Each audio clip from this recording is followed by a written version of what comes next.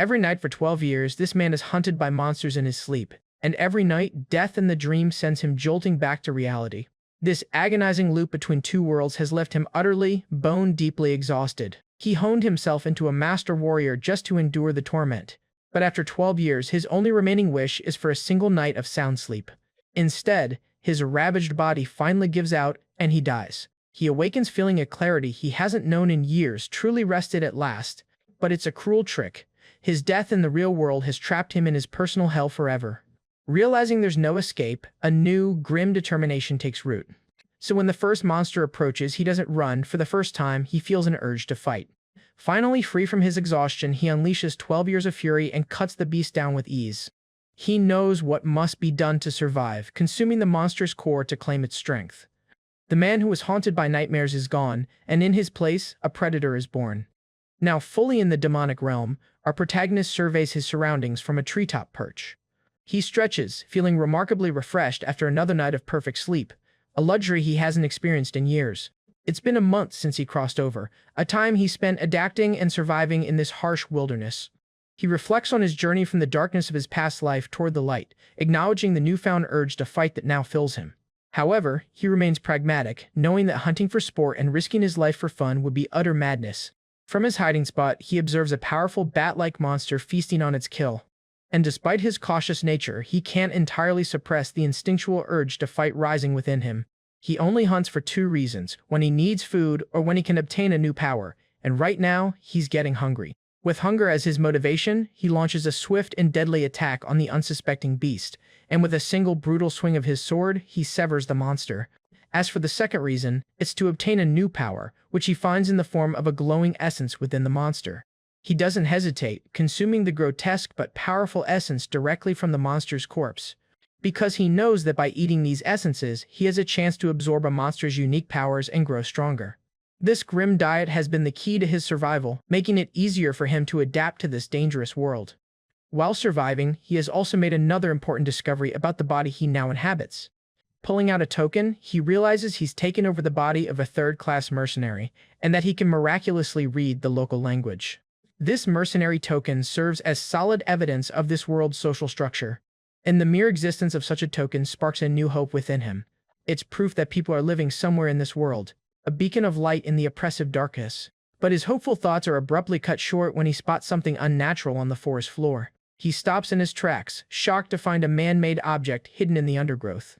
It's a large steel bear trap, a clear sign of human presence. The implications of his discovery immediately dawn on him. With a surge of excitement, he realizes that if there's a trap, there must be people nearby. Following the trail, he sprints toward a bright clearing ahead. His search pays off as he emerges from the woods to find a small, isolated house. After a month of solitude, he stares in disbelief, having finally found a sign of civilization. He cautiously approaches the house, knocking and calling out to see if anyone is home. Finding no one inside, his eyes land on a single, leather-bound book sitting on a table. Intrigued, he reaches out to examine the mysterious tome. He picks up the book and reads its title, Demonic Realm Chronicles. His eyes widen as he realizes the potential importance of his find. Eagerly, he flips through the pages, discovering a meticulous record of this world's history and lore. Clutching the book, he understands that this knowledge is absolutely essential for his survival. But his reading is interrupted by the sound of someone stepping into the house. A gruff, white-haired old man appears in the doorway, demanding to know who he is. The old man, Hector, aims a crossbow at him, threatening to shoot if he doesn't get a clear answer. While glad to see another person, our protagonist realizes he's been mistaken for a common robber. Therefore, he raises his hands placatingly, explaining that he simply stumbled upon the remote house out of curiosity. Hector is unmoved, gruffly ordering him to get lost. He reluctantly agrees to leave, but his gaze lingers on the invaluable book on the table.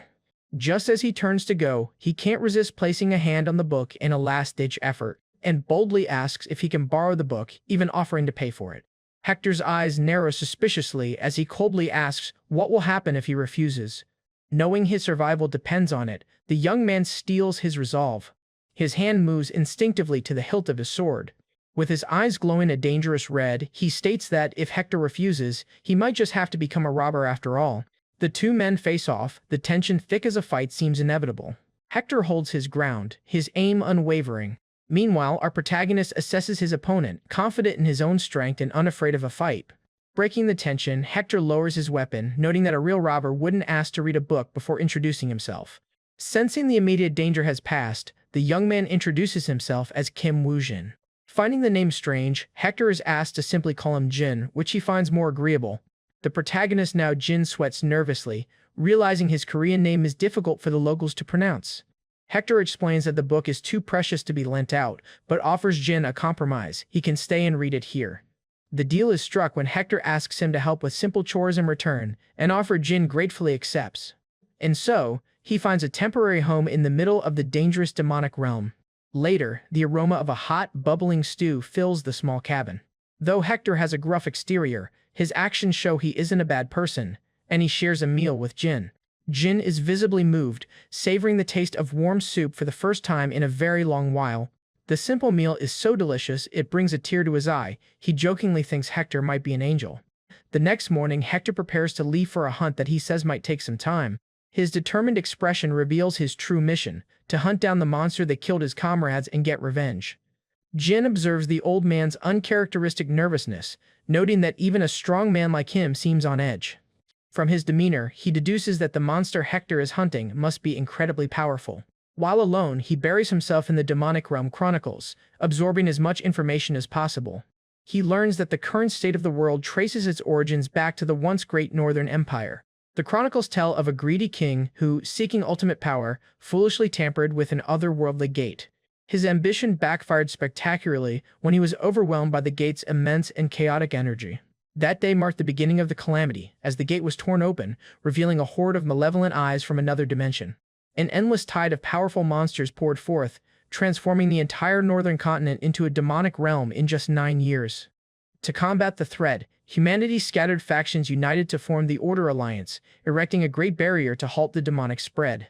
Just then he closes the book, having gained a crucial understanding of this world's tragic history. He reflects on the wealth of useful information he has learned. Connecting the dots, he realizes that since the monsters grew weaker as he traveled toward the light, he must have started deep within the demonic realm. Just then, Hector sprints back toward the cabin in a desperate panic. Meanwhile, Jin ponders how far into this hellish landscape he had wandered alone. Hector, gasping for breath, can't believe the strength of the monsters pursuing him. While Jin contemplates his own power level, a pack of wolven beasts barrels through the forest after the old man. A massive, muscular werewolf with glowing red eyes leads the terrifying pack. Hector pushes his aging body to its limit, fleeing for his life. But the monstrous wolves gain on him with terrifying speed. His foot slips and he nearly falls, his stamina clearly fading. He desperately fires a volley of enchanted bolts at the lead monster.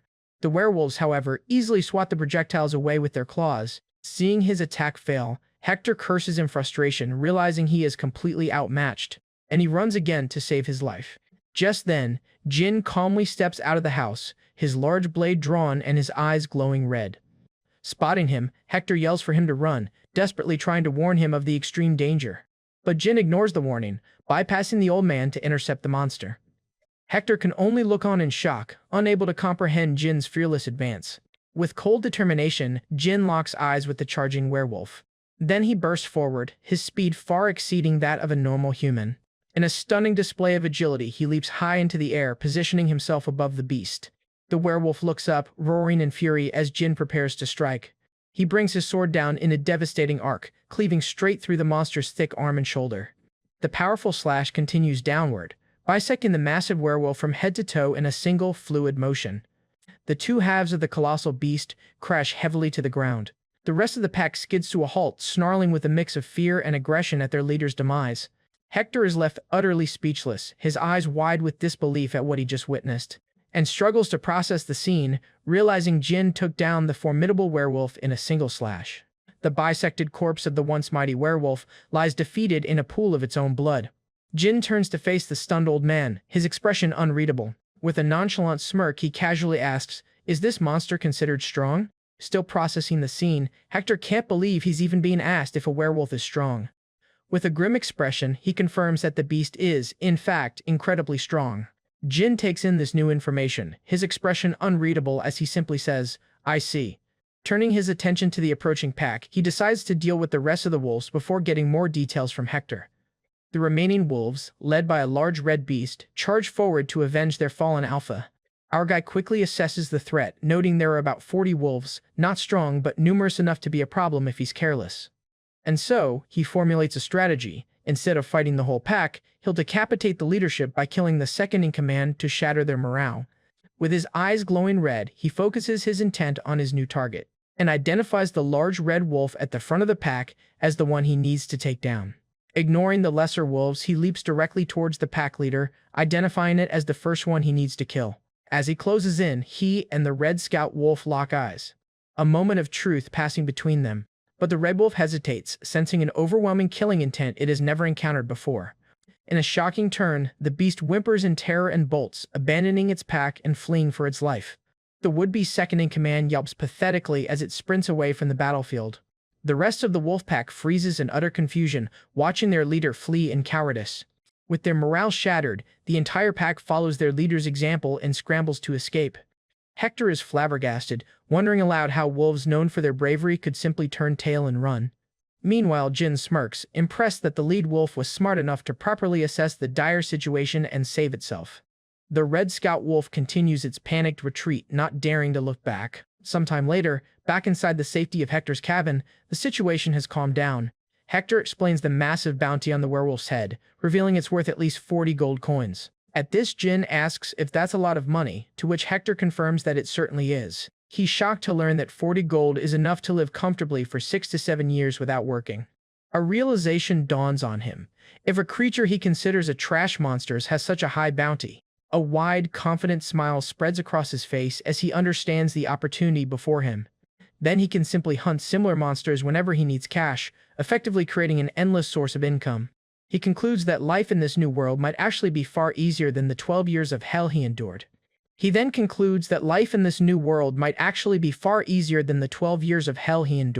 As a reward and payment, Hector places provisions, coins, food, and a map on the valuable werewolf hide. He hands over a full kit to Jin, the werewolf hide, jerky, a pouch of silver coins, and a pioneer map. The old man instructs him to follow the map to Pioneer Village and find a man named Jacob to sell the hide. Jin is hesitant to accept such valuable items, but Hector assures him Jacob will offer a fair price, and explains it's simply payment, as not only did the young man kill the werewolf, but he also settled the old hunter's own grudge against the beast. As a sign of gratitude and farewell, Hector offers his hand, and sincerely thanks Jin for getting his revenge and wishes him well, hoping they might meet again someday. Jin accepts the handshake, thanking Hector for his hospitality and help. Having parted ways, he sets off from the secluded cabin. Hector watches from his porch as the young man who saved his life departs. Carrying his new gear and the valuable hide, Jin walks the path towards his first taste of civilization in this world. Along the way, he spots a familiar figure watching him from a high cliff. It's the Red Scout Wolf, cautiously following him from a distance. Following the map, he finally arrives at the wooden fortifications of Pioneer Village. He takes a moment to observe the first human settlement he's seen since being trapped in this world. After being cleared by a guard, he enters the gates, noting that the town is quite well stocked. As he walks through the streets, he immediately notices the suspicious and hostile glares from the locals. A group of thugs size him up, clearly marking him as an outsider. He understands that everyone is on high alert because he's a stranger in their territory. Still, he considers their wariness understandable in such a harsh environment, and reflects on a hard truth of this world: sometimes, people are far more dangerous than monsters. He makes his way to a local tavern, the most likely place to find information and his contact. The bustling tavern falls quiet as the heavily laden stranger steps inside. Ignoring the stares, he makes his way through the crowd towards the bar. As he approaches, he unloads the massive werewolf hide onto the counter, immediately drawing the attention of the barkeep. Declining the offer of a beer, he gets straight to business, asking for a man named Jacob. At the mention of the name, a rough-looking man sitting at the bar turns to face him. The man introduces himself as Jacob, and, casually carving a piece of fruit, asks what he can do for him. Jin's first impression is immediate and certain. This man has the face of a scammer. Nevertheless, he explains that Hector sent him hoping to sell the werewolf hide. Jacob drops his knife in shock, exclaiming in disbelief that Hector actually managed to kill a werewolf. Seeing Jacob jump to the wrong conclusion, he decides it's better to let him believe Hector was the one who killed it. Jacob's demeanor shifts from shock to awe and greed as he confirms the hide is genuine. As his thugs gather, he mutters that he should have known the old veteran still had it in him. A wicked, greedy smile spreads across Jacob's face as he hatches a plan. With eyes full of avarice, he gloats that he knew Hector could pull it off, revealing his sinister intentions. Sensing the atmosphere change, Jin looks around to find himself surrounded by Jacob's men. With a cold look, he warily asks what they think they're doing. Jacob mockingly drapes the hide over himself, telling Jin to get lost while he still can if he wants to live. His initial assessment was correct, and he calls Jacob out for betraying Hector's trust. Jacob merely justifies his theft as an investment, claiming that supplying Hector was a loss he now needs to recoup. With a smug look, he claims he needs the hide to make up for all his supposed losses.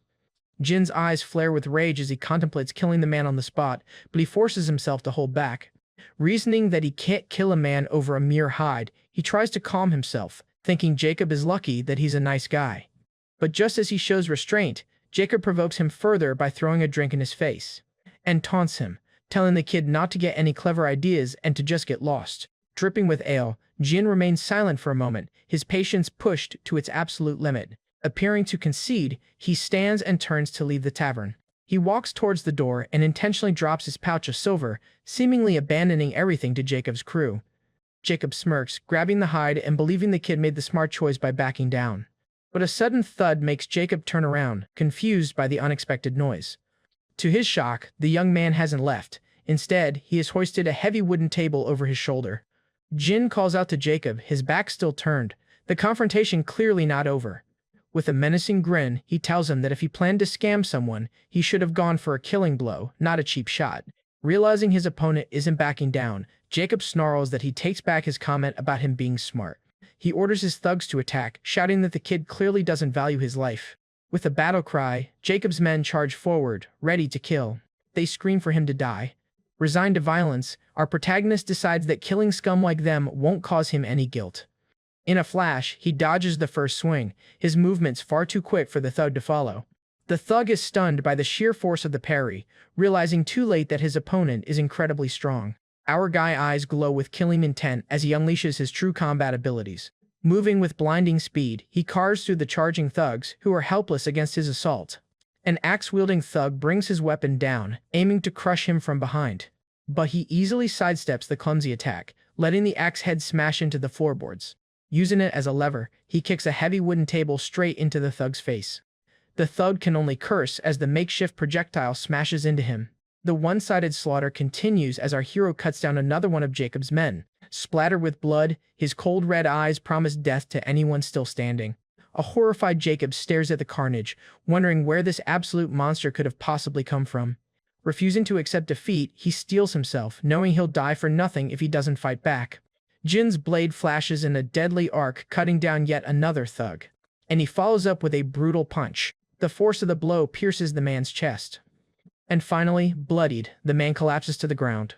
Our guy face is a mask of cold indifference, the fight having been little more than an annoyance. Utterly terrified, Jacob screams at his few remaining conscious men to run for their lives. The survivors, including Jacob, scramble away from the tavern in a desperate bid to escape. They burst through a window and tumble into the street outside. But as Jacob picks himself up, he freezes, his escape blocked by an unexpected new threat. His eyes widen in sheer terror at the creature standing before him. The Red Scout Wolf bars their path, and Jacob panics, wondering why a demonic beast is inside the village walls. Just then, Jin calmly steps out of the tavern, cornering them between himself and the wolf. Ignoring the terrified thugs, the Red Wolf walks directly towards Jin, its attention solely on him. He watches the approaching beast, confused by its behavior, and finally recognizes the creature as the Scout Wolf that had fled from him in the forest. Still radiating killing intent, he coldly asks the wolf if it came here to die. The wolf is instantly petrified by his menacing aura. It immediately drops to the ground and rolls over, whimpering in a gesture of complete submission.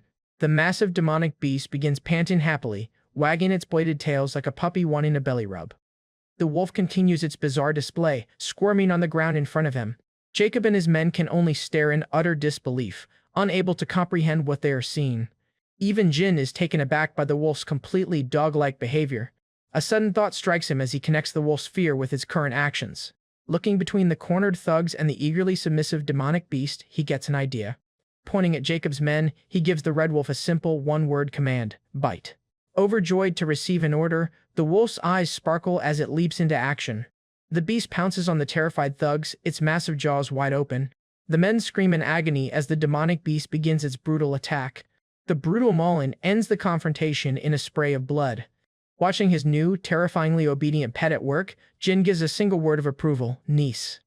Jacob watches in horror as the Red Scout wolf, now under Jin's command, begins its ferocious attack on his thugs. Acting as Jin's shadow, the demonic wolf brutally mauls the henchman, its glowing blue eyes filled with predatory fury. Realizing he's completely outmatched, a panicked Jacob desperately tries to think of a way to escape his grim fate, and concludes that the man is a moron. Switching tactics, he and his man prostrate themselves, pathetically begging for their lives and promising to do anything asked of them. Yet even while begging, he seethes with resentment, secretly plotting his revenge for this humiliation. Jin, however, isn't fooled by the display and slams his massive sword into the ground just inches from Jacob's head as a clear warning. As the protagonist looms over him, the terrified thug stammers, "Sir," finally recognizing the absolute power difference. Internally, Jin scoffs at the man's audacity, disgusted by his cowardice. A sinister grin then creeps across his face as he relishes the moment, wondering who this bastard thinks he can fool. The situation triggers a flashback to his past life, where a smarmy factory manager feigned an apology for delaying his salary. He remembers the manager's manipulative excuses, always citing the company's poor financial situation. Back then, he was too soft-hearted and felt he had no choice but to accept the constant lies and exploitation. He then recalls the painful lesson that giving in once only led to further delays, with his salary being held back for months on end. When he finally confronted his manager again, the man was casually practicing his golf swing in the office. The manager had reacted with disdain, calling him a punk for daring to ask for the money he was owed. Adding insult to injury, the man then guilt-tripped him, branding him as selfish for not sticking together during tough times. Back in the present, the memory of being treated like a pushover fuels his resolve. He will not let it happen again. He walks past Jacob, ominously stating that he learned a very important lesson from his past. Jacob can only stare in silent terror, realizing that his pleas for mercy have failed completely. But as Jin turns his back, Jacob sees an opening, and a desperate, foolish grin spreads across his face. He lunges from behind, knife in hand, in a last-ditch effort to kill him. With a wild cry, he brings the knife down, aiming for a fatal blow. But with his battle-honed senses, Jin pivots in an instant, his red eyes glowing with deadly intent. Effortlessly blocking the pathetic attack, he declares that it's scammers like him, who are incapable of understanding the meaning of remorse. The look of pure, unadulterated fear on Jacob's face says it all. He knows he's about to die. In a blur of motion, he delivers a decisive strike, cutting off his head. Jacob's head is severed from his body, his life ending in a spray of blood. With glowing red eyes, Jin stares down at the corpse, his mind made up. And he vows to himself that he will never be taken for a pushover ever again. With the human threats eliminated, he turns his attention to his non-human follower, and contemplates what to do with the Red Scout wolf, whom he casually refers to as that mutt. The wolf, seemingly understanding him, then drops a pouch of gold at his feet as an offering. Jin sees that the pouch is filled with the gold coins Jacob had tried to steal from him. Pondering the gesture, he is impressed by the demonic beast's intelligence. He asks the wolf directly if it wants to tag along, and the beast responds with an expectant look. Confirming its desire, the Red Scout wolf affectionately nuzzles up against him. A rare, faint smile touches Jin's lips as he accepts the creature's silent pledge of loyalty. Patting its head, he acknowledges the wolf as a clever thing. He then officially welcomes his new companion, telling the beast, "Let's get along from now on, mutt." Having acquired a new ally and some starting capital, he sets his sights on civilization. For the first time in what feels like an eternity, he wakes up in a comfortable bed after a full night's sleep, his wolf companion resting nearby. He savors the refreshing feeling of a perfect, deep sleep, a luxury his old life never afforded him. Both man and beast stretch in unison, enjoying a peaceful morning. While washing his blood-soaked clothes, Jin reveals a back covered in the scars of 12 years of nightmarish battles. He then takes a moment to reflect, contemplating the bloody events that have just transpired, and acknowledges that he's killed people for the first time, not just one, but many. However, he ponders the unsettling realization that he feels absolutely no guilt for his actions. He knows it's not simply because they were scum. The emotion he felt was something else entirely. He recognizes the feeling as the same exhilarating thrill he gets from hunting monsters. Clutching his chest, he senses a fundamental and perhaps dangerous change happening within him. Looking at his own hand, he quietly accepts this internal transformation. Though he briefly wonders if he's cursed, he shrugs it off, deciding that survival is all that matters. And he is now certain that his new life in this world will be nothing like his old one. With his new demonic beast companion by his side, he resolves to live a life of abundance and simply enjoy the present.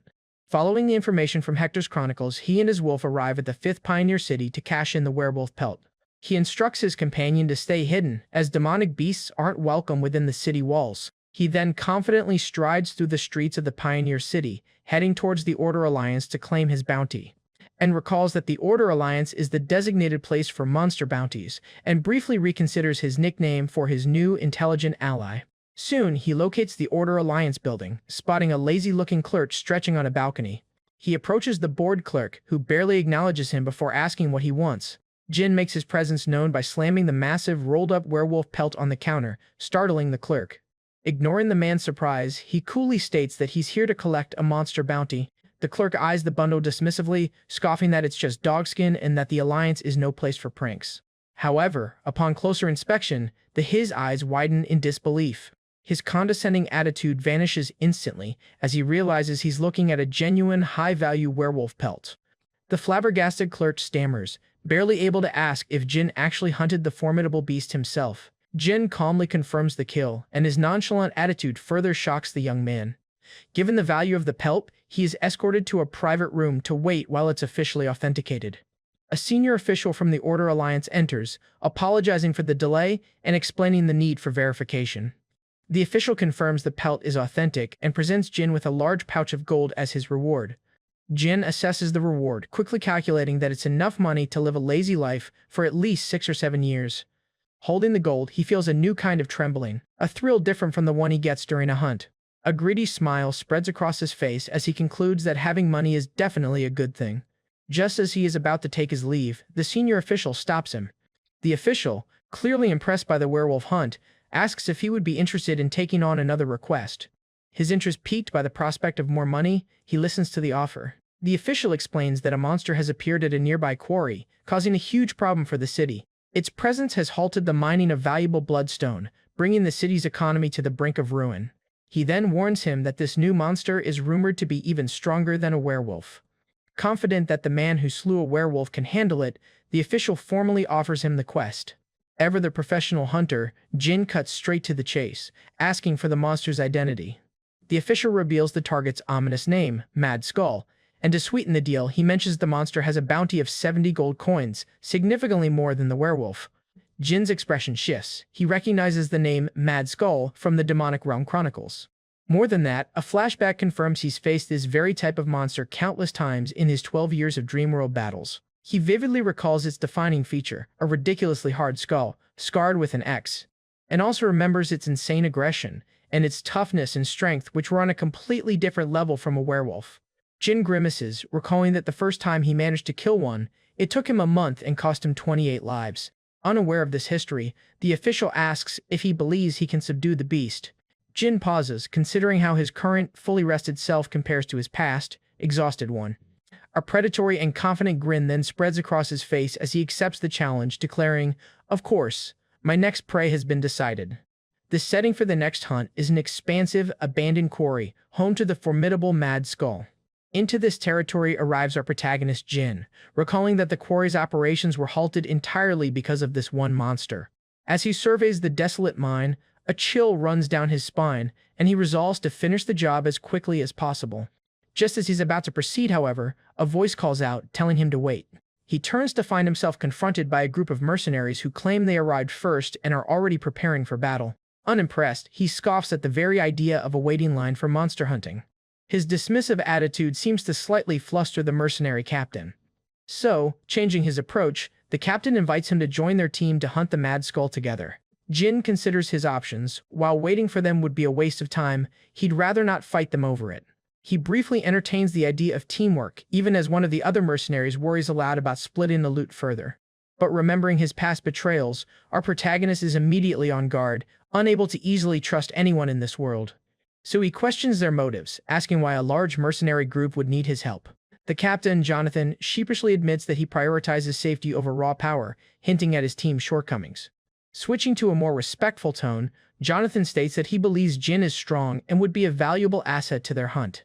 Jin senses the shift in demeanor, recognizing it as the deference of the weak to the strong, and asks for the basis of this assumption. Jonathan shrewdly points out that a powerful wolf monster wouldn't follow a weak master. and right on cue, the group's mage, a young woman named Claire, is seen affectionately petting Jin's Red Scout wolf. She marvels at the sight, noting that wolf monsters are fiercely independent and are rarely tamed, even by the Order Alliance. Jin, however, is internally annoyed, wondering when his disobedient wolf, whom he told to stay hidden, decided to reveal itself, and quickly realizes his companion was bribed with a juicy piece of meat, a luxury he himself hasn't enjoyed. Caught red-pawed, the wolf freezes with a guilty look on its face. Startled by its master's glare, the beast drops the coveted meat onto the ground. Our guy silently fumes, aghast that his powerful demonic beast was swayed by a simple piece of meat. However, the aroma of the cooked food causes an involuntary reaction from the starving hunter. His body moves on its own, his hunger reminding him it has been ages since he had a proper meal. A brief but intense internal battle ensues over his dignity versus eating drop food that was just in a dog's mouth. Just as he's about to give in to his primal hunger, a gentle hand stops him. It's Claire, kindly offering him a fresh piece of meat after seeing how hungry he is. Stunned by this simple act of compassion, Jin stares at her in disbelief. This unexpected kindness melts his hardened heart, and in his starved state, he sees her as a trustworthy goddess, sealing his decision to join them. Having accepted their offer, he follows the Black Marlin mercenary group deeper into the quarry. He savors the delicious meal, a world away from the raw monster meat he has been subsisting on. Realizing they skip formalities, Claire initiates introductions. The leader introduces himself as Jonathan, the captain of the Black Marlin mercenary group, and the kind-hearted mage introduces herself as Claire. Catching himself before using his name from Earth, our protagonist simply introduces himself as Jin, officially joining their party. Jonathan gives a subtle, knowing smile, pleased with the new addition to his team. Arriving at a large pit, the captain begins commanding his trap team to set up their nets. He then orders the spear team to move into their assigned positions for the ambush. With the teams in place, Jonathan tells Claire it's time for them to begin their own preparations. Suddenly, Jin is taken aback as a wave of magical energy begins to swirl around him. He watches in awe as Claire floats into the air, channeling power from her grimoire. Our guy recognizes this phenomenon as magic, something he'd only ever read about in the Demonic Realm Chronicles. Claire casts her spell, asking for blessings to be sent upon the land.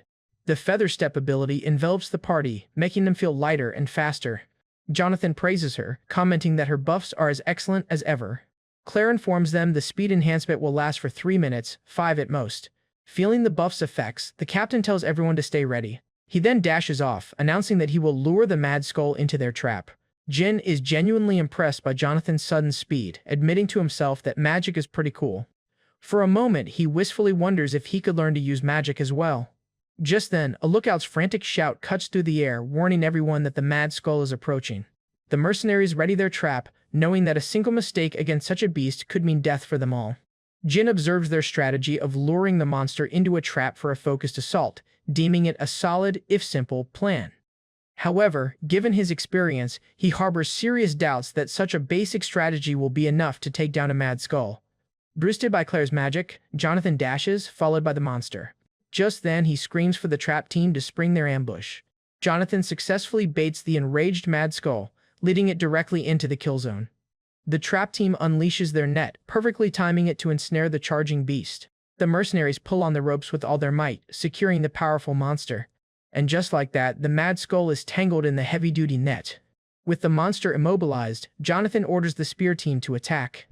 The spear-wielding mercenaries rush forward to strike.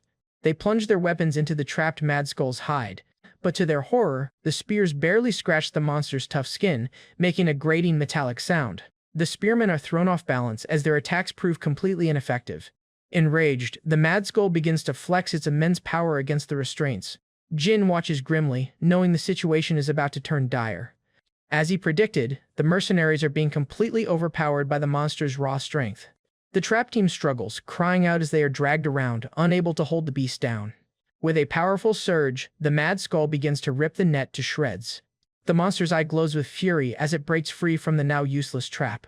Now unrestrained, it charges headlong towards the nearest target, the terrified mage, Claire. She is paralyzed with fear as the monstrous beast thunders towards her. But in the blink of an eye, Jin appears in front of her, shielding her from the attack. He stands his ground, calmly facing down the unstoppable charge, and he catches the Mad Skull's massive tusks. The rampaging beast is brought to a dead stop, its incredible momentum completely nullified by Jin's overwhelming power. Claire, still in shock, cries out a warning for him to be careful. Without even looking back, he calmly tells her not to worry. Then, with a confident smirk, he reveals to the astonished group that he knows exactly how to defeat a Mad Skull. The fight begins, and he single-handedly braces himself against the Mad Skull's powerful charge, grabbing it by the tusks. Despite his immense strength, he struggles to hold the monster at bay. The creature's raw power proves overwhelming as it frees itself from our guy's grip. At this, he grits his teeth, his hand tightening on his sword.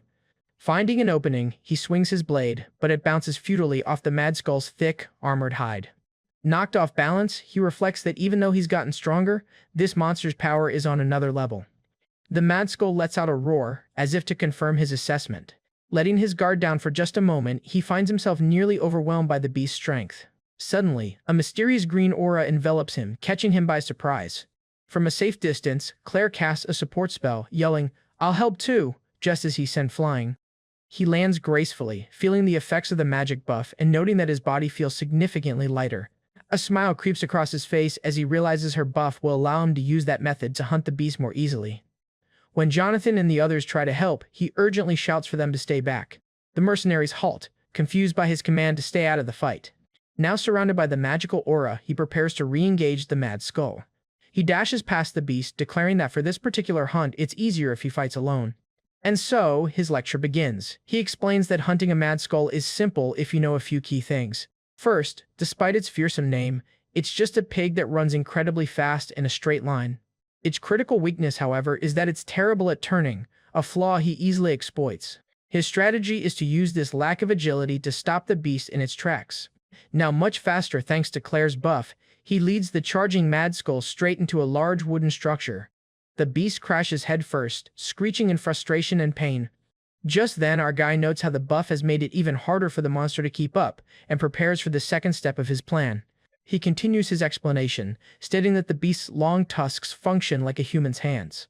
However, since the tusks are too hard to be cut by a sword, he has to find another way. Declaring that he'll aim for its weak point, he leaps into the air and delivers a devastating slash to the Mad Skull's sensitive nose.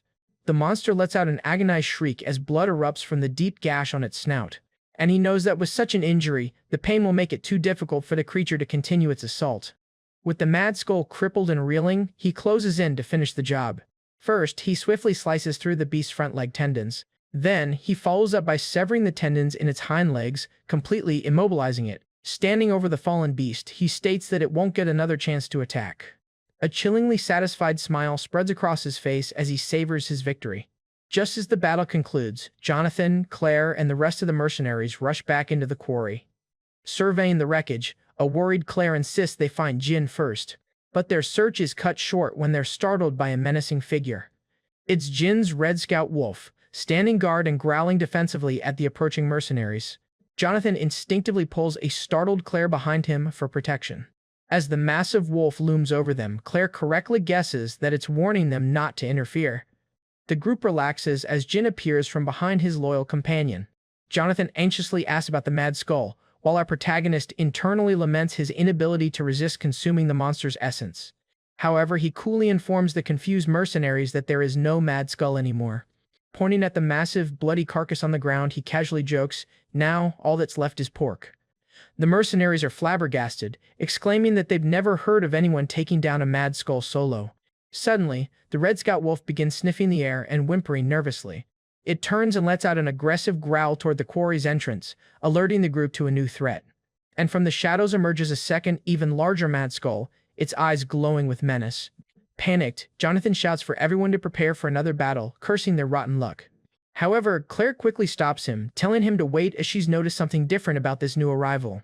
The mercenaries see that this Mad Skull is a mother, accompanied by her two small piglets. The sad piglets oink plaintively at the scene before them. The mother Mad Skull gazes upon the body of her fallen mate, letting out a guttural, mournful sound. Jin and his wolf watch the somber scene unfold, not interfering. Just then, the mother turns to her children. The entire group watches in silence. To their surprise, the mother begins to lead her young away from the quarry. Claire feels a pang of guilt, realizing the monsters had likely planned to raise their young in the quarry they had just cleared. However, the captain watches them go, simply glad that the situation resolved itself peacefully. Later that night, the victorious group returns to the 5th Pioneer City. They head straight for a local tavern to celebrate their hard-won success. Inside, Jonathan raises a toast, cheering that everyone made it back without serious injury after taking down the Mad Skull. With a flourish, he announces that it's time for the highlight of any hunt, settlement time.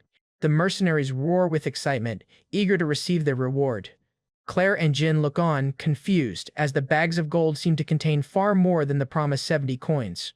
Jonathan proudly takes credit, explaining that he made a big fuss to secure a larger payment. He reveals his tactic. He told the quest givers there were 2 mad skulls and piglets, exaggerating the danger to demand a bigger reward. Beaming, he announces he negotiated a massive payout of 100 gold coins, and his men cheer for their clever captain. Jin points out the obvious flaw that they didn't actually fight the mother, but Jonathan just deflects with a casual, about that. At this, he flashes a sly grin, admitting that he told a little white lie to secure the extra gold. The mercenaries erupt in laughter, praising their captain's motto, "If you don't get caught, it becomes the truth." Our protagonist watches the exchange with a slight smile, musing that they are certainly an interesting group of people. Jonathan then gets his attention with a friendly hand on his shoulder. He then shocks everyone by announcing his intention to give half of the entire reward to Jin. Jin is stunned by the incredibly generous offer, questioning if he heard correctly. Jonathan insists, stating plainly that without his help, they all would have died, so he should accept the payment happily, and explains that because he inflated the reward, there's more than enough to go around, and sharing with Jin is what everyone wants. Touched, Jin reflects that the team's buff and trap were genuinely helpful after all. He accepts a mug of ale, concluding with a warm feeling that perhaps not everyone in this world is bad. In a show of gratitude, he stands and declares that he'll pay for all the drinks tonight, causing the tavern to erupt in cheers. The mercenaries joyfully accept his offer, and the celebration kicks into high gear. During the festivities, he notices Claire quietly slipping away from the table. He asks where she's going, and she replies that she's off to practice her magic. Our guy is intrigued by her dedication and newfound power. Later, he follows her to a quiet spot outside the city, where he finds her meditating under the full moon, enveloped in magical energy. Watching from a distance, he's impressed that she's training so soon after such an exhausting hunt. The sight of her power makes him contemplate the very nature of magic. As he observes her serene practice, he wonders to himself if he, too, should try learning magic. As they prepare to leave town, Claire readily agrees to teach Jin magic, much to his surprise. She then explains that she was already planning to give him a gift as thanks anyway. With a bit of shade thrown at Jonathan, she adds that since Jin saved her from the Mad Skull, teaching him magic is the least she can do. She praises him, noting that he understands the basics of combat by protecting his mage, unlike some other mercenary groups. Just then, Jonathan cuts in, reminding everyone that magic can't be learned overnight and their group has to leave the village in 2 days.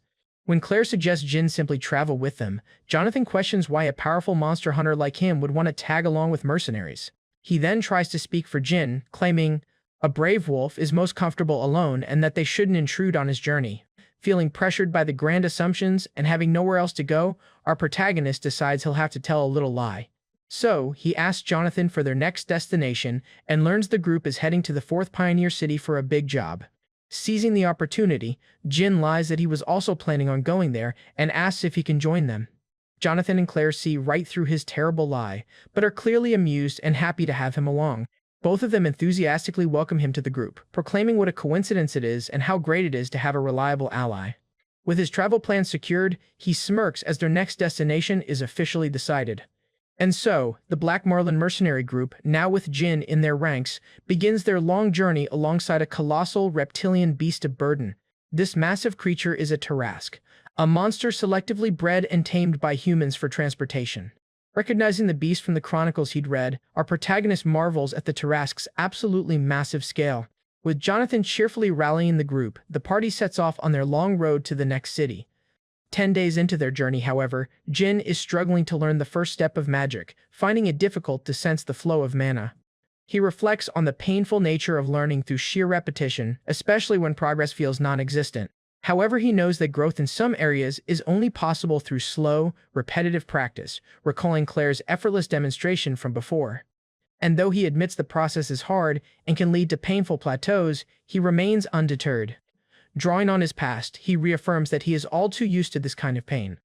After all, he survived 12 brutal years in the demonic realm, a trial that has forged his incredible endurance and willpower.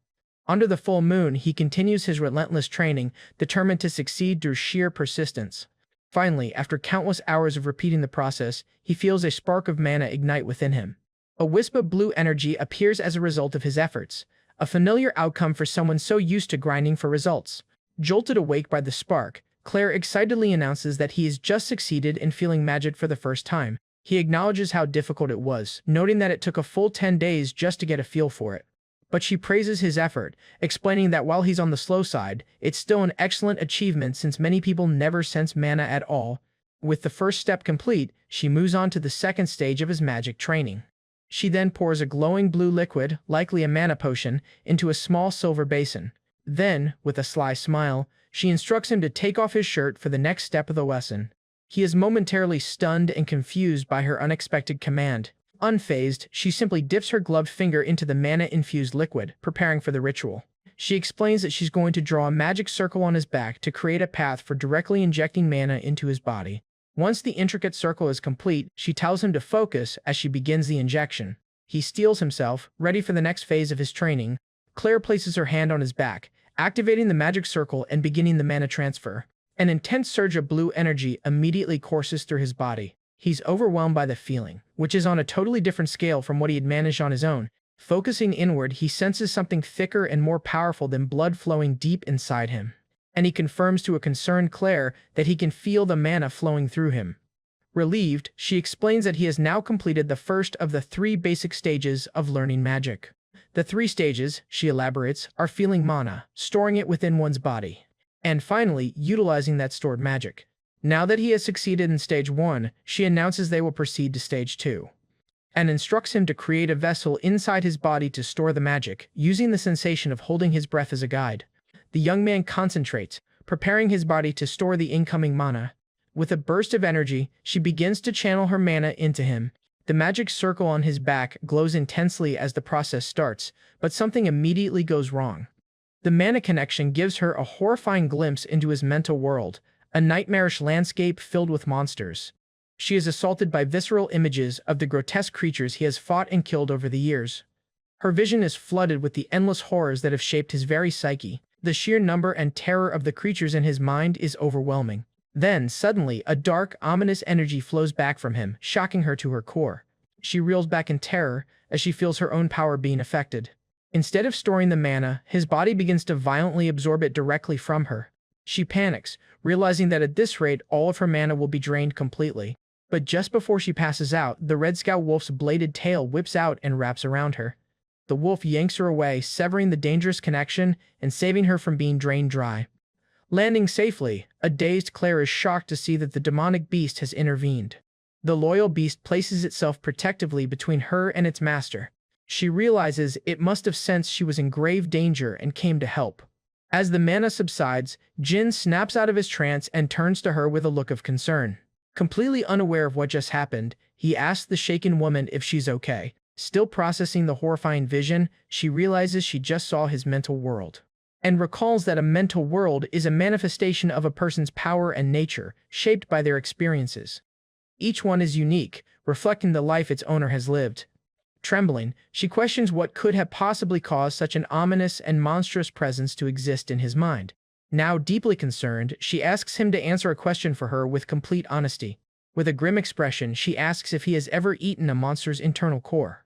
He looks back, unfamiliar with the term she used. After she clarifies that she means the crystal inside a monster's body, he recognizes it as a monster essence and casually confirms that he's eaten them. Utterly horrified, she grabs him and demands to know when he started and how many he has consumed. He nonchalantly reveals he's been eating them continuously for about 10 years, casually estimating the number to be in the tens of thousands. When he asks if there's a problem, a frantic Claire screams that of course there's a problem. She begins to explain the terrifying consequences of consuming monster cores, and she delivers the chilling revelation. Any human who eats an internal core will either die or turn into a monster. As her words hang in the air, he looks up into the moonlight, his eyes glowing a menacing red, leaving his true nature in terrifying doubt. The narration explains the nature of the demonic realm, starting with a concept known as karma or retribution. This karma is a turbid energy that, upon absorption, grants living beings bizarre and monstrous abilities. A monster core, it is revealed, is a nucleus formed by the accumulation of this dark energy within a being. The scene then returns to the Black Marlin mercenary group as they travel together. Claire's thoughts drift back to her shocking discovery about the protagonist, whom she now mentally connects to the legend of the Dark Priests. In a flashback, she recalls the world's history, remembering the day the otherworldly gate opened and unleashed karma upon the land. This event gave rise to the Dark Priests, madmen who followed monsters, absorbed their karma, and consumed their cores. These fanatical priests became so twisted that they even began sacrificing humans to the demonic beasts they worshipped. She then remembers his chilling confession that he has been hunting and eating monster cores for 10 years, having consumed tens of thousands of them. She struggles internally with the horrifying possibility that his habit of eating monster cores makes him one of these dark priests. However, she quickly dismisses the idea, reasoning that a true dark priest would never have so openly admitted his actions or shown her his mental world. Still, she finds it incredibly strange that he would consume monster cores without any awareness of the inherent danger. She visualizes a carefree version of him, casually snacking on a monster part mid-journey, and she remains completely baffled as to why anyone would ever pick up and eat such disgusting things. Concluding that he is simply a mysterious man, an aside reveals that he only started eating cores after observing other monsters do it. Back in the present, Claire urgently warns him to stop eating monster cores immediately, telling him he's only been lucky so far and could die. He internally questions her warning, thinking of himself as living proof that consuming cores isn't necessarily fatal. Yet, he begins to wonder if her words hold some truth, questioning if the cores are the reason he felt nothing after killing people. His eye glows red as he contemplates a terrifying possibility. Could his constant desire to fight be a side effect of the monster cores? However, he nonchalantly agrees to try, which only infuriates Claire, who demands he stop absolutely and never do it again. To get through to him, she warns that continuing to eat cores will also prevent him from being able to use magic. The threat of losing his ability to learn magic finally gets his attention, much to her exasperation. Sighing, she explains that while mana manifestation will be difficult for him, he shouldn't worry too much, and reveals a silver lining: he should still be able to learn and use mana arts. Unfamiliar with the term, he curiously asks what mana arts are. But the conversation is put on hold as the group arrives at their destination, the fourth pioneer city. There, in the city square, they find a massive crowd of mercenaries gathered before a large crystal pillar. Our protagonist notes the sheer number of mercenaries, but Claire hints that the scale of the gathering is due to more than just the job. The reason for the commotion is then revealed. The high-profile request is being personally overseen by a holy knight. The imposing holy knight, Raymond, makes his presence known, standing stoically beside his apprentice. Jin is visibly impressed by the powerful figure before him, and he immediately senses the knight's intense aura, recognizing that he is on a completely different level from ordinary humans. He then asks why a holy knight's presence would draw such a large crowd, and she explains the job comes from the golden bug wolf. Thinking it's a monster, his question makes Claire sigh at his singular focus on hunting. She laments that he truly seems to know nothing about the world beyond fighting monsters. Jonathan clarifies that the golden bug is the world's greatest businessman, a tycoon of immense wealth. He then drops a bombshell: the incredibly wealthy merchant died suddenly and recently. When Jin asks if he was killed, Jonathan admits that there are rumors, but nothing has been confirmed. The reason for the gathering becomes clear: the golden bug left behind 2 sons and an immense fortune. The mission, therefore, is to escort the 2 sons and move their inherited legacy safely inside the city's barrier. And the scale of the golden bug's treasure is immense, making the escort mission an incredibly lucrative request. Our protagonist now understands completely why moving a tycoon's fortune would attract such a massive crowd of mercenaries. Just then, an official calls for the Black Marlin mercenary group to step forward for their assessment. Jonathan excitedly pushes Jin and declares that it's their turn, that this is the most important moment. He proudly presents our guy to the Holy Knight as his group's ace, the man who tamed a werewolf and defeated a mad skull. The crowd begins to murmur, recognizing the rumored head crusher, though they are surprised by his unassuming appearance. Confused by the ridiculous nickname, Jonathan tells him to just play along for the sake of the job. The Holy Knight, Raymond, gives them a cold, discerning look, sizing up the mercenary and his so-called ace. Impressed enough, he hires the Black Marlin group for the handsome sum of 100 gold coins, telling them to be ready by sunrise. A bewildered Jin can't believe they're getting paid 100 gold coins just for moving luggage. Jonathan winks, explaining that in their line of work, the hiring fee is split between labor and name value, and praises our protagonist, saying his reputation as the Head Crushers is what secured them such a high-paying contract. Jonathan finally explains the nickname to the clueless protagonist. It's because he literally crushes the heads of the monsters he fights. Our guy deadpans, thinking that whoever came up with that name has a terrible sense of style. While Jonathan celebrates hitting the jackpot, Jin is already thinking one step ahead. With his fame growing, he believes this newfound notoriety will be the key to his plan of learning mana arts. Later that night, the mercenaries unwind at their quarters. Inside, a raucous crowd cheers on a bare-knuckle brawl taking place in a fighting arena. The fights are brutal, with one brawler getting his face smashed in by a powerful punch. A concerned Claire watches him wrap his hands, but he reassures her, stating that since Holy Knights use mana arts, this arena is the perfect stage. He tells her not to worry, revealing that he has a plan to draw the Holy Knights' attention so he can learn their techniques. He then recalls reading in the Demonic Realm Chronicles that Holy Knights are always interested when they see someone strong. The Chronicles also stated that earning a Holy Knight's acknowledgement can lead to favorable treatment. Confident in his overwhelming strength, he steps into the arena, certain that getting noticed won't be difficult. His goal is clear, to use this arena, where reputations are on the line, to force the Holy Knight to notice him. The fight begins, and he immediately dodges his first opponent's wild swing, and counters with a single, devastating punch that shatters his opponent's nose. Then, grabbing the dazed fighter by the head, he prepares to end the match decisively, and drives a powerful headbutt into his opponent's face, knocking him out instantly. The crowd erupts, with onlookers cheering for the head crushers as new challengers eagerly step up to face him. Watching from a balcony, Raymond takes a slow sip from his mug. Our protagonist notes with satisfaction that his plan to get noticed is working. However, he knows that simple attention isn't enough. His real plan is just getting started. To truly make the Holy Knight take him seriously, he mercilessly continues to defeat every challenger who steps into the ring. One by one, he dispatches his opponents with brutal efficiency. He calculates that after defeating a few more fighters, the knight will start to wonder about his origins. After defeating dozens of opponents, he stands alone in the ring, his message of overwhelming strength clearly delivered, and anticipates that a true knight, witnessing such a display, would feel compelled to test this unknown warrior's mettle himself. And just as he predicted, Raymond turns to his apprentice and orders, "Rex, fight that guy." The apprentice, Rex, is insulted by the command, shocked that he is being told to fight a mere mercenary. Jin smirks, knowing that this is the exact moment his true plan begins to unfold. His next move is to refuse the fight, which he believes will force a confrontation and begin his negotiations to learn mana arts. Rex's eyes widen in disbelief and fury at our protagonist's unspoken but clearly intended defiance. The scene is set at the mercenary dormitories arena, where the fateful duel was supposed to unfold. Claire, watching from the stands, is utterly bewildered by Jin's decision to refuse the fight. Jonathan, the Black Marlin captain, is just as confused as his mage by the bizarre tactic. Meanwhile, the crowd of mercenaries can't believe what they're hearing, murmuring in confusion. An irate Rex leans over the railing, demanding to know why Jin is refusing to fight.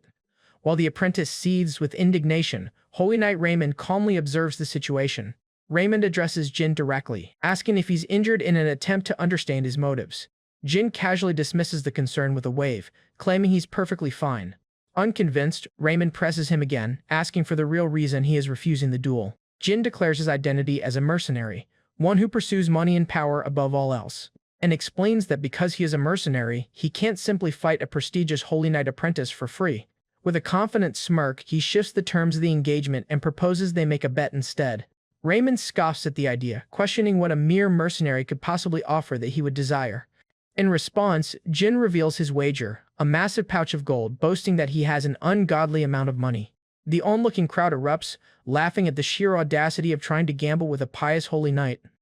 Rex grits his teeth in anger, deeply insulted by the mercenary's crass proposal.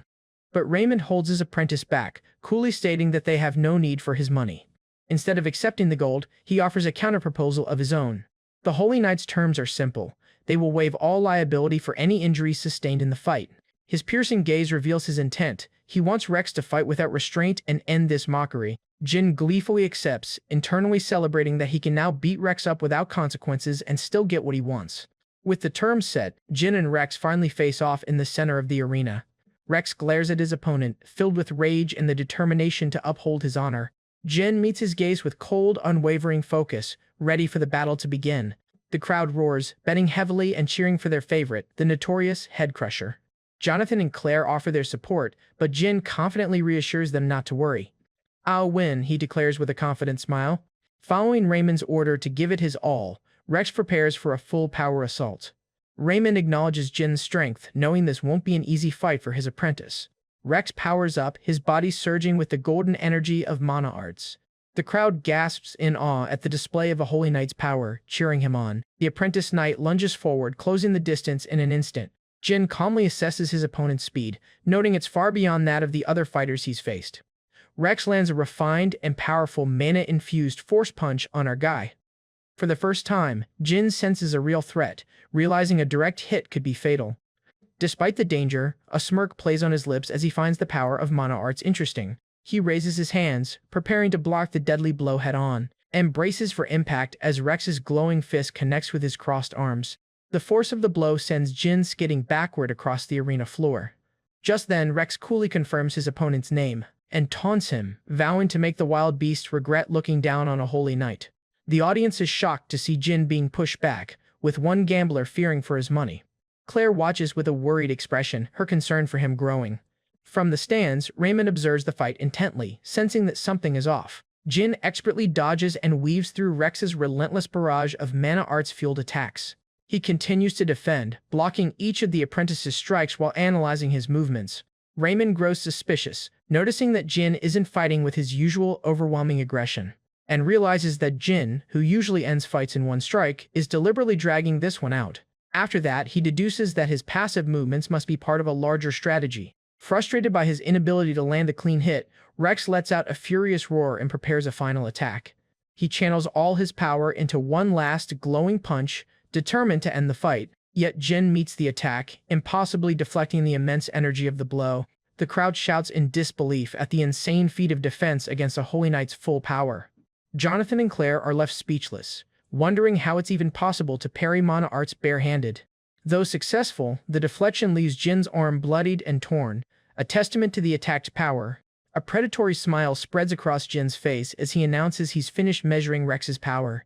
Cracking his knuckles, he decides it's time to switch from defense to offense and test his opponent's durability. In a flash, he counters with a single brutal punch to Rex's stomach.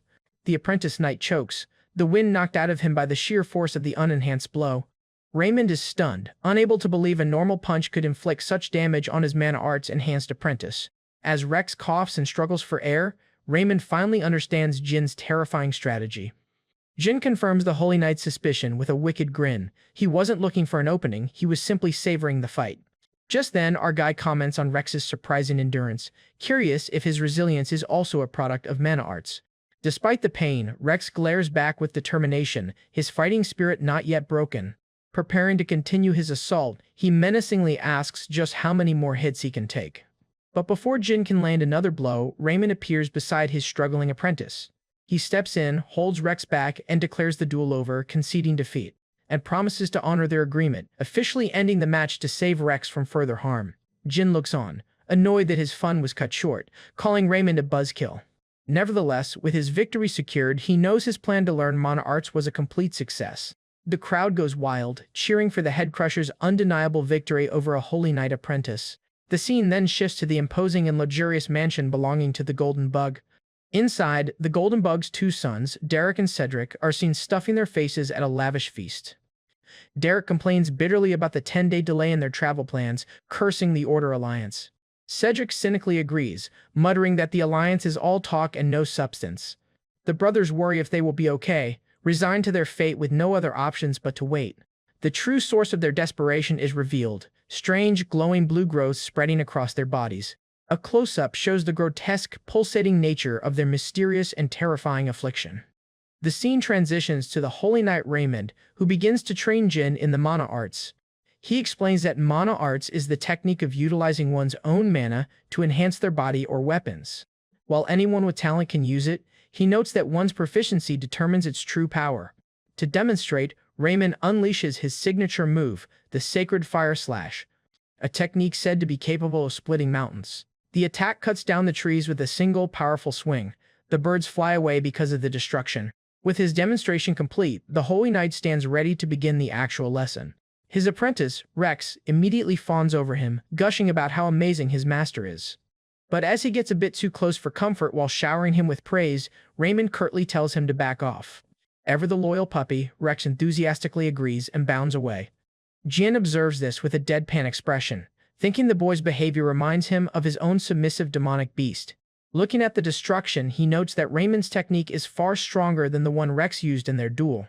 However, he remains unimpressed, thinking a man of Raymond's caliber should be capable of such feats even without a special technique. Raymond snaps him back to attention, telling him to focus now that he's seen a first-hand demonstration. The lesson begins with Raymond instructing him on the basics to flex his muscles and feel how they contract, and explains that the first step is to learn to hold and contain mana within one's own muscles. Jin finds the process familiar, realizing it's similar to the initial mana sensing training he received from Claire. As he focuses, a wisp of calm blue mana appears, and he senses something unusual. He's shocked to discover a vast amount of mana already flowing through his body, and wonders where it came from. A flashback reveals the source. It's the residual mana Claire had injected into him during his magic training. As he channels Claire's calm mana, his own dark chaotic energy begins to awaken and mix with it. Raymond instructs him to gradually consume the mana, suggesting that moving his body might help the process. Suddenly, he is taken aback as an ominous purple aura erupts from Jin. In a matter of moments, Jin successfully manifests his own mana arts, enveloping his sword in a powerful, violent purple energy.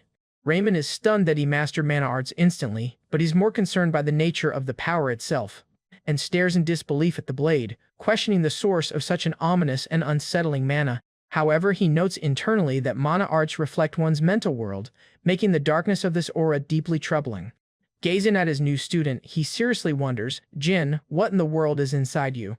Jin, however, seems to revel in the new power, a confident smirk playing on his lips.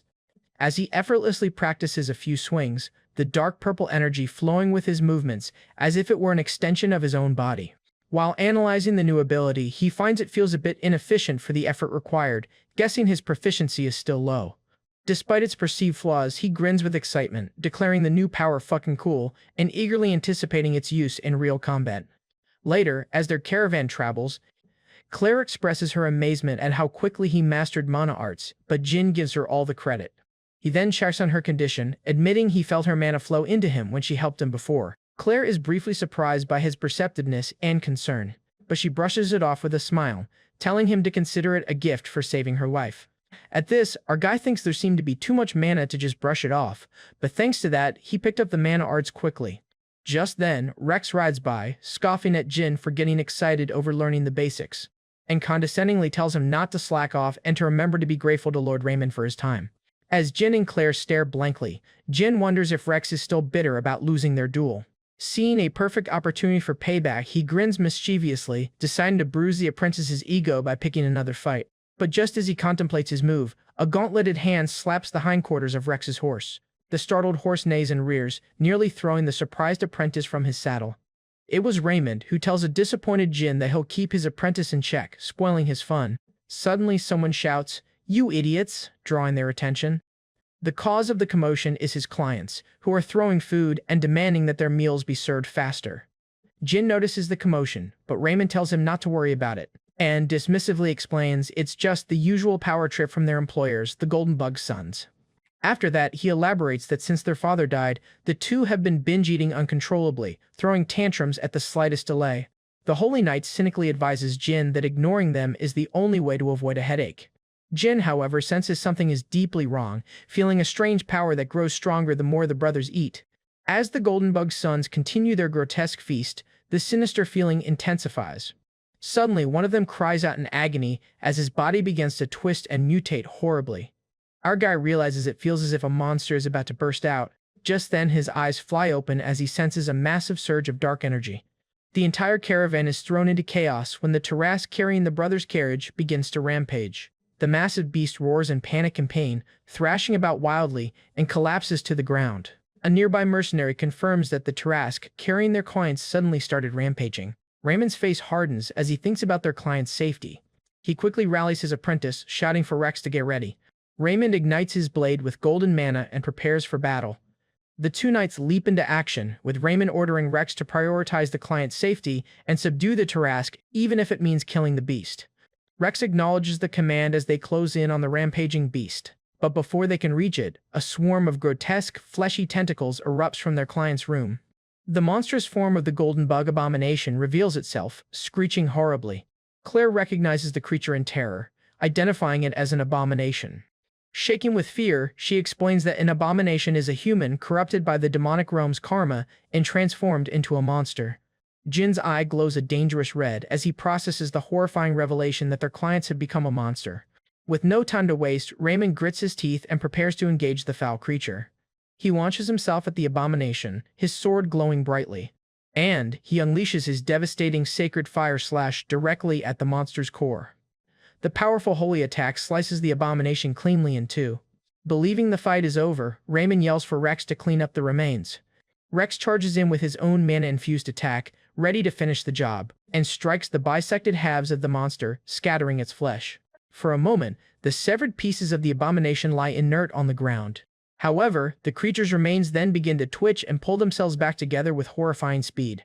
As the golden bug abomination looms menacingly, Holy Knight Raymond screams his apprentice's name and rushes to save him.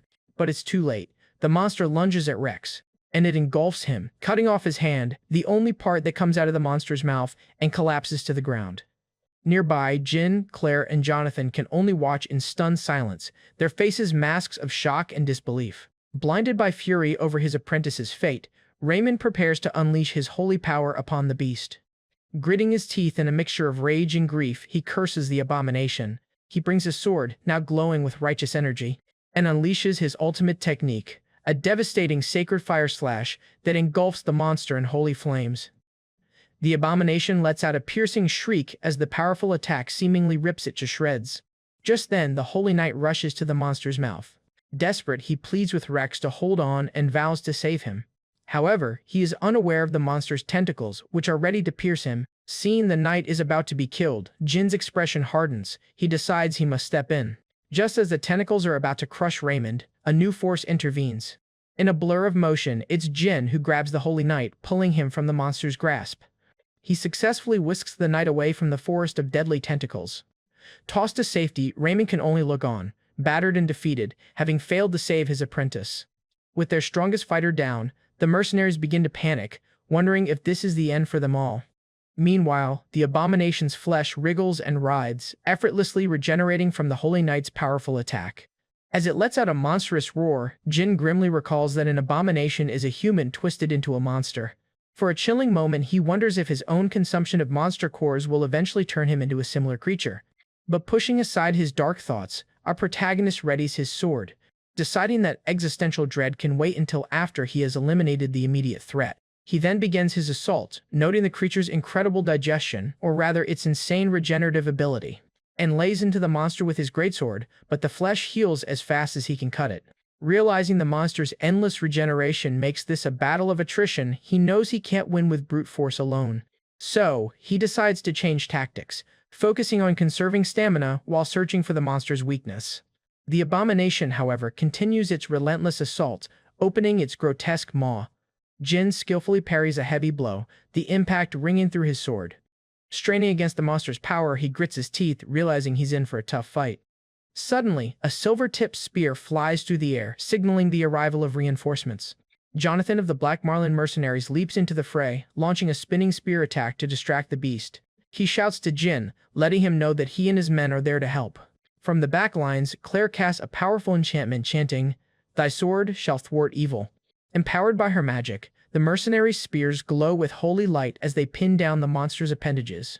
Jonathan directs his men, noting that the magic is slowing the regeneration and ordering them to keep the severed pieces from reattaching. Jin watches his comrades' coordinated efforts, a flicker of surprise and approval in his eyes. A small smile even graces his lips as he admits to himself that he's impressed they weren't too scared to fight back. The severed, magically infused pieces of the abomination drip onto the battlefield, unable to rejoin the main body. Sensing this change, the abomination begins to pulse with an ominous, violent energy. Jin's eyes widen as he immediately perceives the dangerous shift. In a gruesome display, a tormented human face begins to push its way out of the monster's flesh. The creature's form grows and distorts as more faces emerge, powering up the abomination.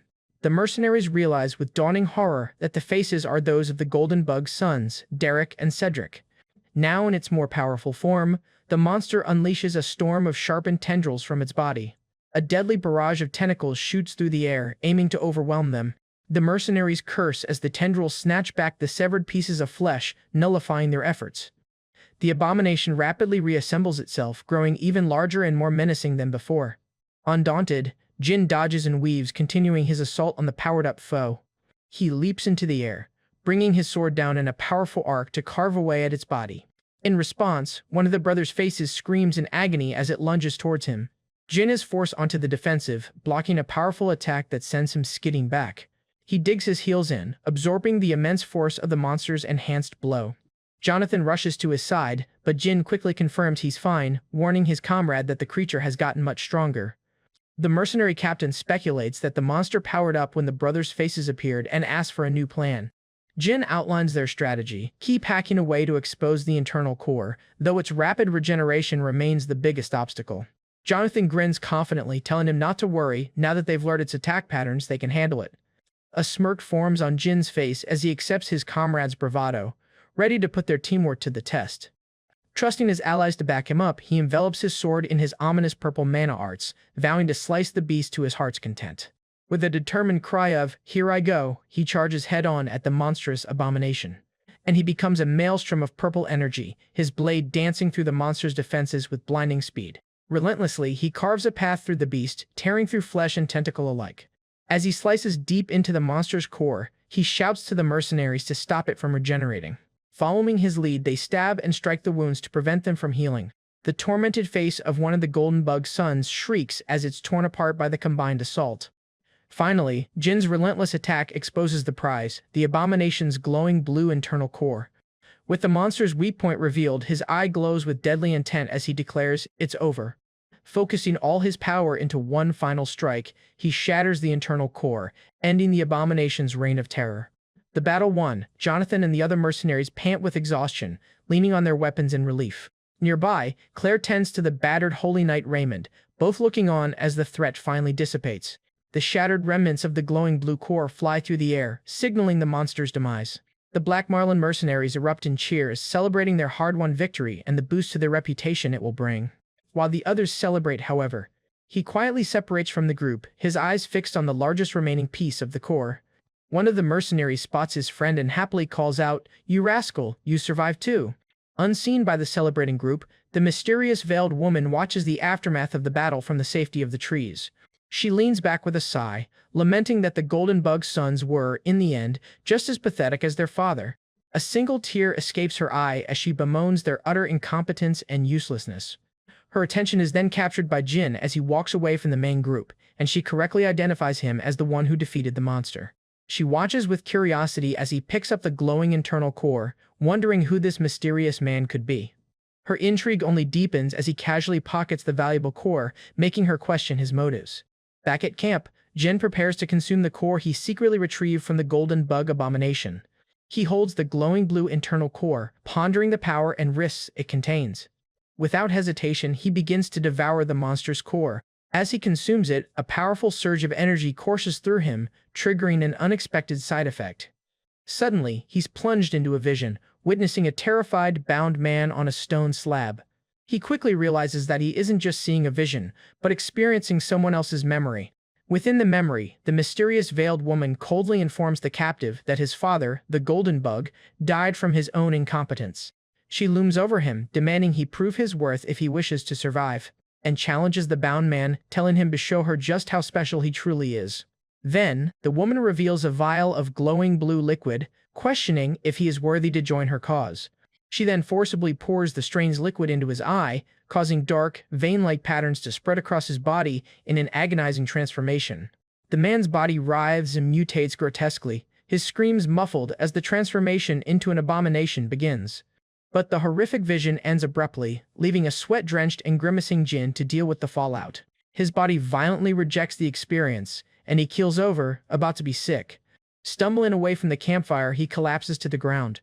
The backlash from the core's memory is overwhelming, and he begins to vomit uncontrollably. As he catches his breath, he recalls that while eating cores can grant a monster's power, it always comes with risks. And now he understands the most dangerous side effect: the chance of absorbing the monster's memories. He processes the horrifying truth he just witnessed. The golden bug's sons were turned into abominations by having a strange liquid poured into their eyes. Connecting the dots, he theorizes that the liquid must have been contaminated with the karma that is said to create abominations. With this new knowledge, he realizes the mysterious veiled woman's true identity. She is a dark priest. The weight of this dark revelation leaves him shaken and drenched in a cold sweat. Just then, Claire approaches, snapping him out of his thoughts by telling him it's time for them to leave. She notices his distressed state and asks why he's sweating so much. Worried, she immediately suspects he's eaten another dangerous internal core. Jin internally debates telling the others, but realizes that explaining how he saw a monster's memory would be impossible. Deciding against revealing his secret, he brushes off her concerns, saying it's nothing. Meanwhile, unseen by the group, the Dark Priest watches from a distance with a contemplative expression. Jin and Claire make their way back to the rest of the mercenary group. The Black Marlin mercenaries and Holy Knight Raymond have gathered, their expressions somber. From her hiding spot, the Dark Priest finds it peculiar that someone who eats raw cores is working with the Order Alliance, wondering if he's plotting something. Her lips curl into a smile as her curiosity about Jin deepens. She wonders aloud if they will be allies or enemies the next time their paths cross. Back with the group, they stand together to hold a funeral for the fallen knight, Rex. Holy Knight Raymond begins the rites, offering prayers to Ea, the god of harmony. In his eulogy, he honors Rex as the bravest of them all, a man who dedicated his life to peace. He concludes his prayer by asking the gods to ensure that Rex's life was not given in vain. Nearby, Jin quietly reflects on the apprentice knight's death, admitting it's a shame for someone so young to die. Suddenly, Raymond's solemn expression shifts as his sharp eyes catch movement in the distance. Both he and Jonathan look up in alarm at the unexpected visitor. Perched atop a nearby cliff, they spot the distinct and intimidating silhouette of a red wolf. It's Jin's Red Scout wolf, surveying the funeral from its high vantage point, its blue eyes glowing. Mistaking its appearance for a divine sign, the devout Raymond falls to his knees and gives thanks. When a confused Jin asks what he's doing, Raymond explains that he is thanking Ea, the god of harmony, for this comfort, and reveals that according to his order's beliefs, the red wolf is the closest companion to their god. He wholeheartedly believes the wolf's appearance is a sign from Ea, sent to comfort them in their time of grief. But Jin casually shatters the holy moment by revealing it's his pet mutt, enraging Raymond, who calls it blasphemy and insists the species can't be tamed. Seeing the knight's disbelief, Jin decides to offer a simple demonstration. With his eyes glowing ominously, he commands the wolf to stop messing around and come to him. The mighty Red Scout wolf flinches, clearly terrified of displeasing its master. Without a moment's hesitation, it leaps from the cliff, obeying its master's command. As the massive beast lands obediently at his feet, a stunned Raymond is forced to admit that it's true. And he is left speechless, unable to comprehend how a mere mercenary could tame a monster that the entire order had failed to subdue. Jin nonchalantly explains that he killed a werewolf, and this red wolf has been following him ever since. Completely bewildered by this casual display of impossible power, Raymond can only wonder what kind of man Jin truly is. He then quietly observes the unlikely pair, his entire worldview shaken. After the initial shock subsides, the Red Scout wolf stands silently before the grave of the fallen knight. Raymond, having composed himself, approaches Jin to ask for a favor. He makes a heartfelt request. If the wolf doesn't have a name yet, he wants Jin to name it Rex, and explains that, for one, it's inappropriate to call a creature his order considers sacred a mere mutt. Secondly, and more importantly, he wishes for the fallen knight's will to purify the demonic realm to live on. He then recalls how his apprentice fought evil until his very last breath, never letting go of his sword. With deep sincerity, he asks that the Red Wolf carry on his apprentice's legacy under the name of Rex. Jin looks over at his companion, considering the Holy Knight's poignant request. Turning to the wolf, he asks if it would be okay with having the name Rex. The Red Scout wolf gives a firm nod of assent. Seeing that his companion agrees, Jin turns back to the waiting knight. He accepts the request, formally naming his companion Rex, for which a visibly moved Raymond thanks him. But just as the solemn moment concludes, an old man's staff plants itself firmly on the ground beside them.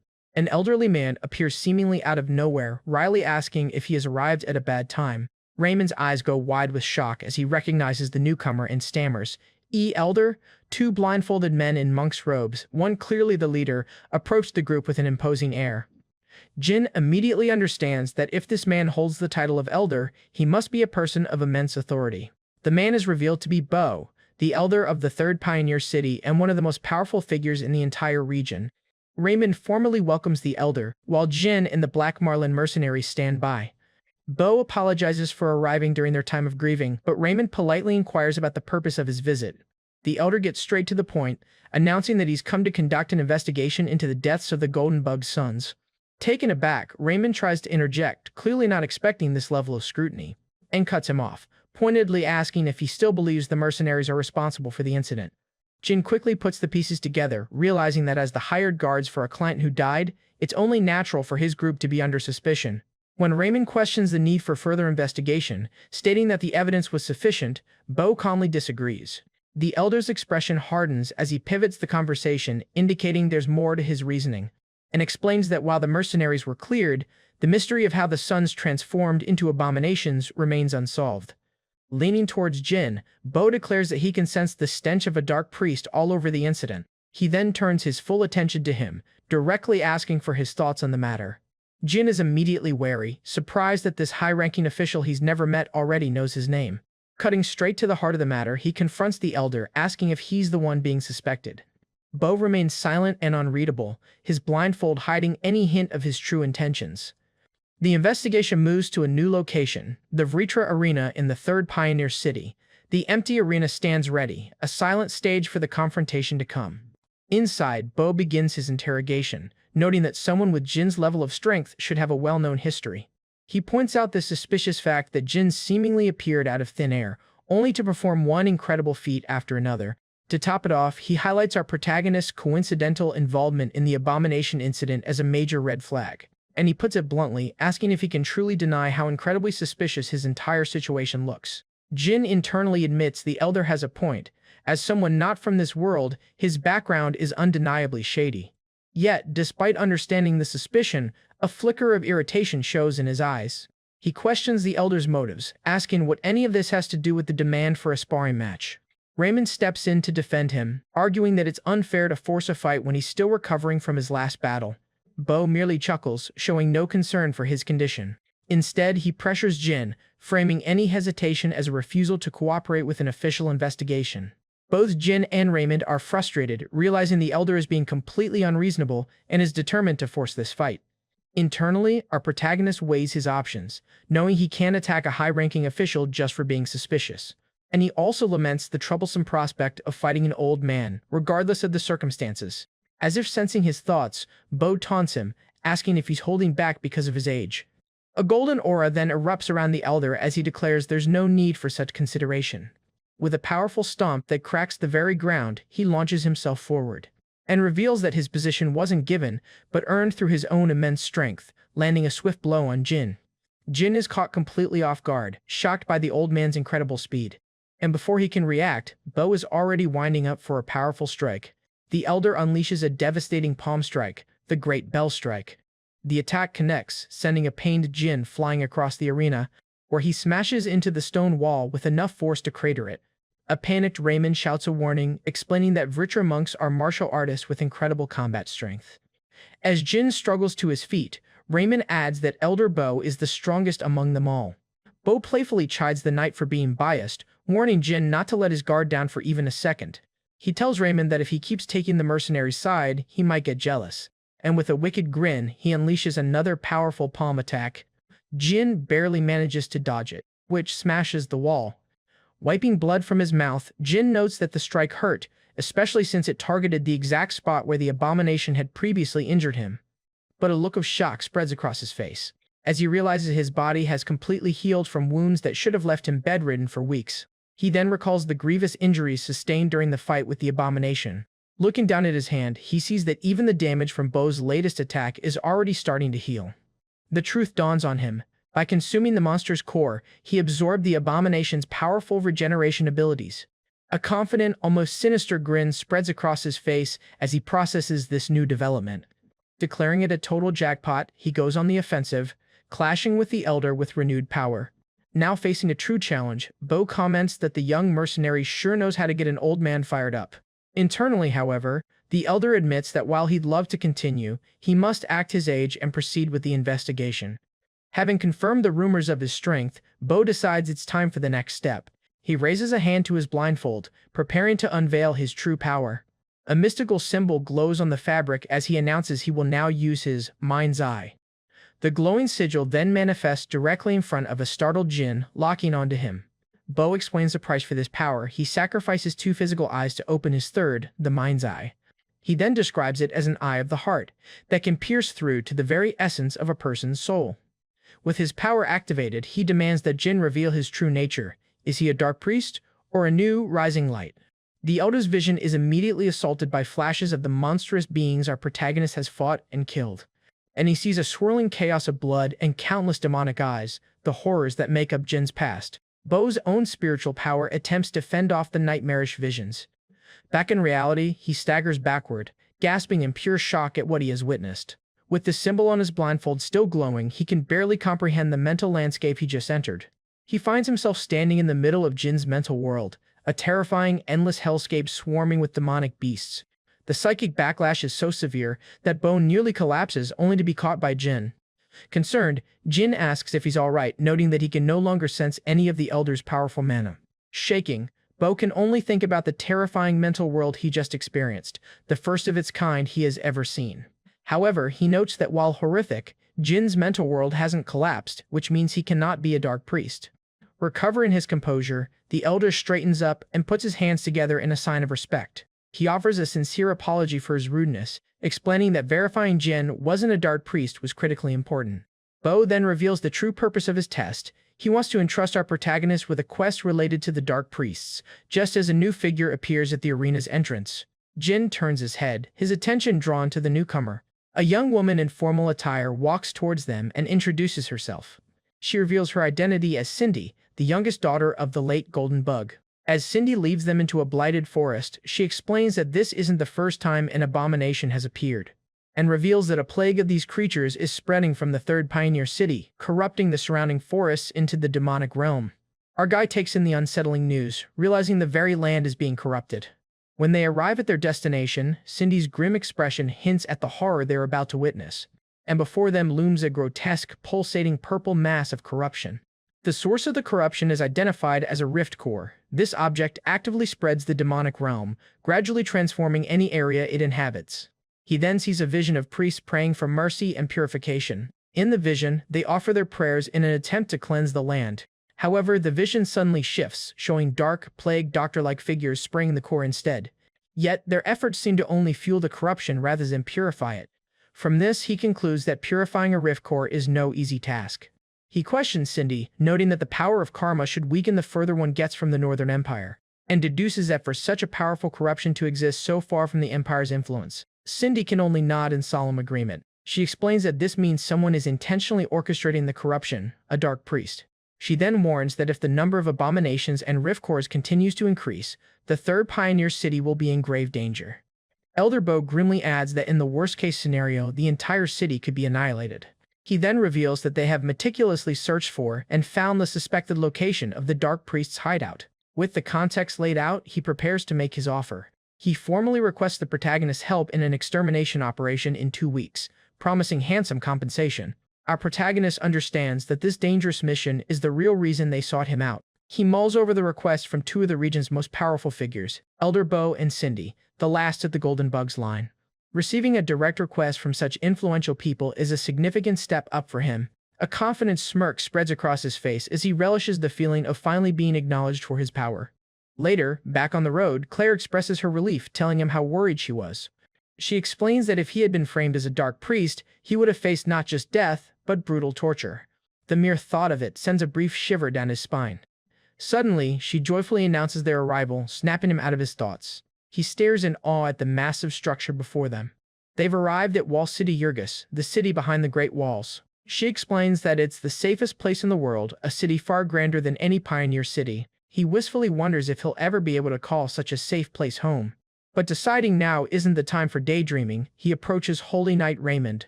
The Holy Knight turns to address the group. He calls for a short break before they continue their journey. As the Tarrasque and the mercenaries rest, our protagonist takes the opportunity to speak with his friends. Jonathan is shocked to learn that he's leaving for the third pioneer city on a new request. Though sad to part ways so suddenly, the mercenary captain acknowledges that this is the life they chose. Our protagonist agrees and asks what the Black Marlin mercenaries plan to do now. With a classic mercenary grin, Jonathan and his men declare their simple intention to go drinking. He can't help but chuckle at their simple, unchanging plans. He then turns his attention to Claire, asking about her future plans. She sighs, saying she'll have to find another job since she didn't make quite enough money this time. However, she admits that while the payout was decent, she's still far short of the amount needed to attend the Magic Tower. The Magic Tower. The name piques his interest. Claire humbly explains that despite being called a mage, her skills are only at a beginner's level. But her ambition has grown, and now she dreams of learning higher-class magic. And she reveals that she's saving up to attend that magnificent magic tower. It's the one place, she adds with a smile, where one can truly learn higher-class magic. Our guy compares the magic tower to a university and finds her dedication to earning her tuition admirable. After a moment of thought, he comes to a decision. He steps forward holding a heavy sack of gold. Presenting a small pouch clinking with coins, he asks if this will be enough, and offers her the money, telling her to use it to get to the magic tower. A flustered Claire immediately refuses, insisting she couldn't possibly accept such a large sum. But he insists it's not a gift, but rather repayment for the debt he owes her for teaching him about mana. Jonathan is absolutely floored by the huge amount of money being casually given away. Claire, however, is still hesitant to accept the life-changing sum. Ignoring her protests, he firmly places the pouch in her hands. With a warm smile, he promises her that they will see each other again. Overwhelmed by his generosity and kindness, she is at a loss for words. Visibly moved, she finally manages to thank him. The two share a heartfelt farewell. Blushing but resolute, she vows that she will definitely repay this favor one day. At this, he gives her a final, knowing look before turning to leave. And with that, he bids farewell to the entire Black Marlin mercenary group. Jonathan comforts a tearful Claire as they watch their friend depart. Our protagonist turns away, his path now set toward the third pioneer city.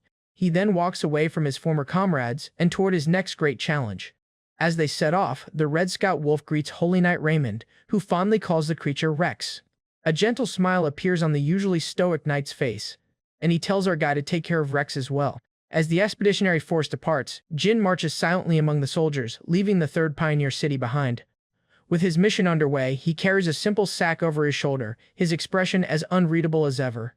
Meanwhile, watching from the city walls, Cindy points out to Bo that his very presence proves he is worried, despite his assurances to the contrary, and bristles at the suggestion, clarifying that her concern is specifically for that dangerous mercenary, Jin.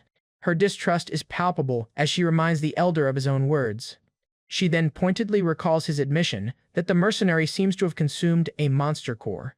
Bo calmly counters, stating that simply eating a core doesn't automatically make someone a dark priest. Aghast, she calls his statement reckless, reminding him that it's common knowledge that consuming cores leads to a loss of self.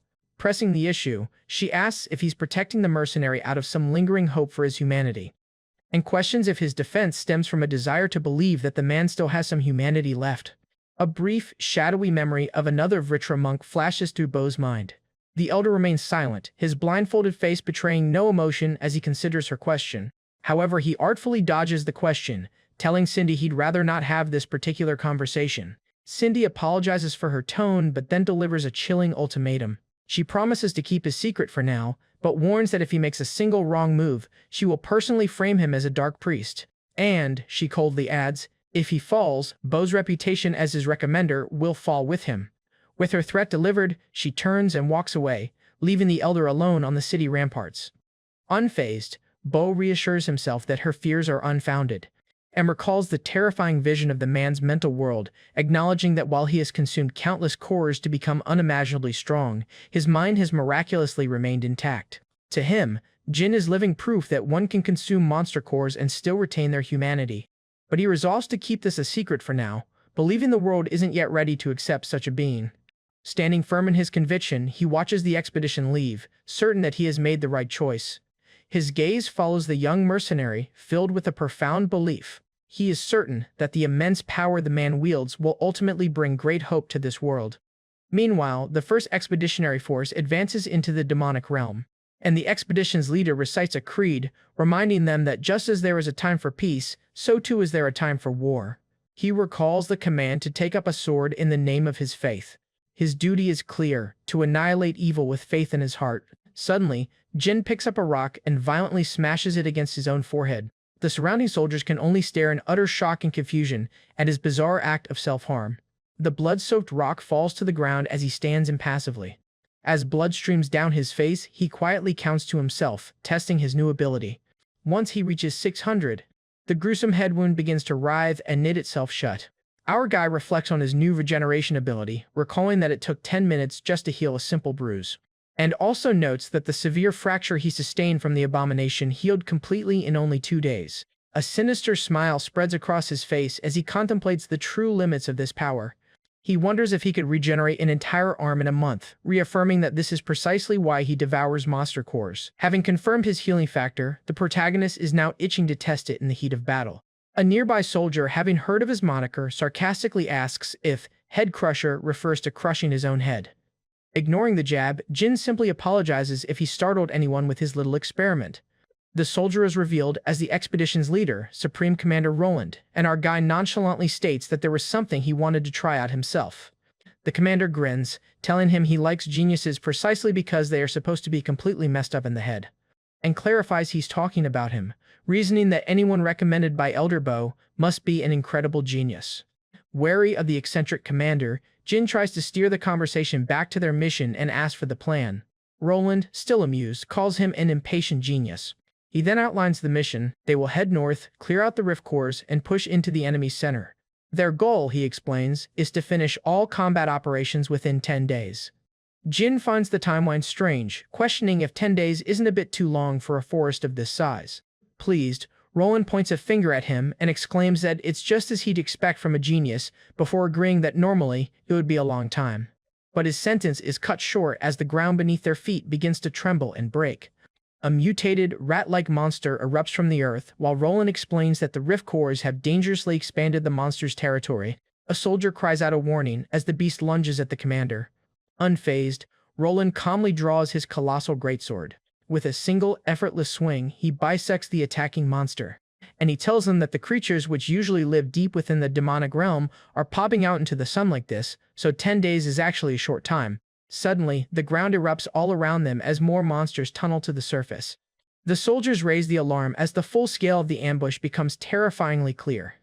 A horde of screeching leech rats charges the expeditionary force. The soldiers are immediately swarmed, caught completely off guard by the subterranean assault. Even Jin is surprised, noting that leech rats shouldn't have the ability to dig. Roland bellows orders, warning his men to cover their backs or they'll be killed.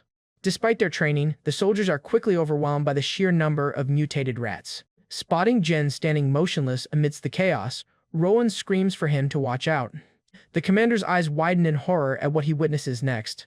A pack of leech rats descends upon the mercenary, who makes no move to defend himself. With a chillingly calm expression, he allows the monsters to swarm and begin tearing at him. A panicked Roland screams, unable to comprehend why the man is just letting the monsters attack him. In the heart of the swarm, Jin stabs a leech rat, not to kill it, but to begin his feast. He then presses his blade into the creature, initiating the gruesome process of absorbing its core. The leech rats screech, continuing their assault as he endures the pain to consume their power. As he's being mauled, his only thought is of the power he'll gain, wondering if he'll inherit their digging ability. With a terrifying, blood-soaked grin, he realizes that the monsters right in front of his eyes only look like monster cores to him. Jin frantically continues to devour the cores of the leech rats. This process, known as inheritance, offers a slim chance to absorb a monster's skills. And he reveals, this rare phenomenon is the secret to how he survived the brutal demonic realm for 12 long years. Having devoured 40 cores, he feels full but is disappointed that he hasn't gained the digging ability he was hoping for. Just then, a concerned soldier rushes to his side, asking if he's alright amidst the chaos. Annoyed at the interruption, Jin yells at the man to maintain formation, frustrated that he can't secretly eat the cores. However, the soldier pulls him back from the horde, reassuring him that they are safe now. The reason for their safety is soon revealed. The Holy Choir has begun their performance. Supreme Commander Roland leads his orchestral support unit, playing a powerful melody that buffs the entire army. The commander smiles confidently as his music flows across the battlefield, turning the tide of the fight. Empowered by the music, the soldiers feel their strength surge and charge back into the fray to slaughter the remaining monsters. Jin notices that the soldiers' stamina and defense have increased significantly from the holy songs. More importantly, he's shocked to realize that Roland, the commander he mistook for a swordsman, is actually a supporter. Roland masterfully plays his violin, channeling his power through the music.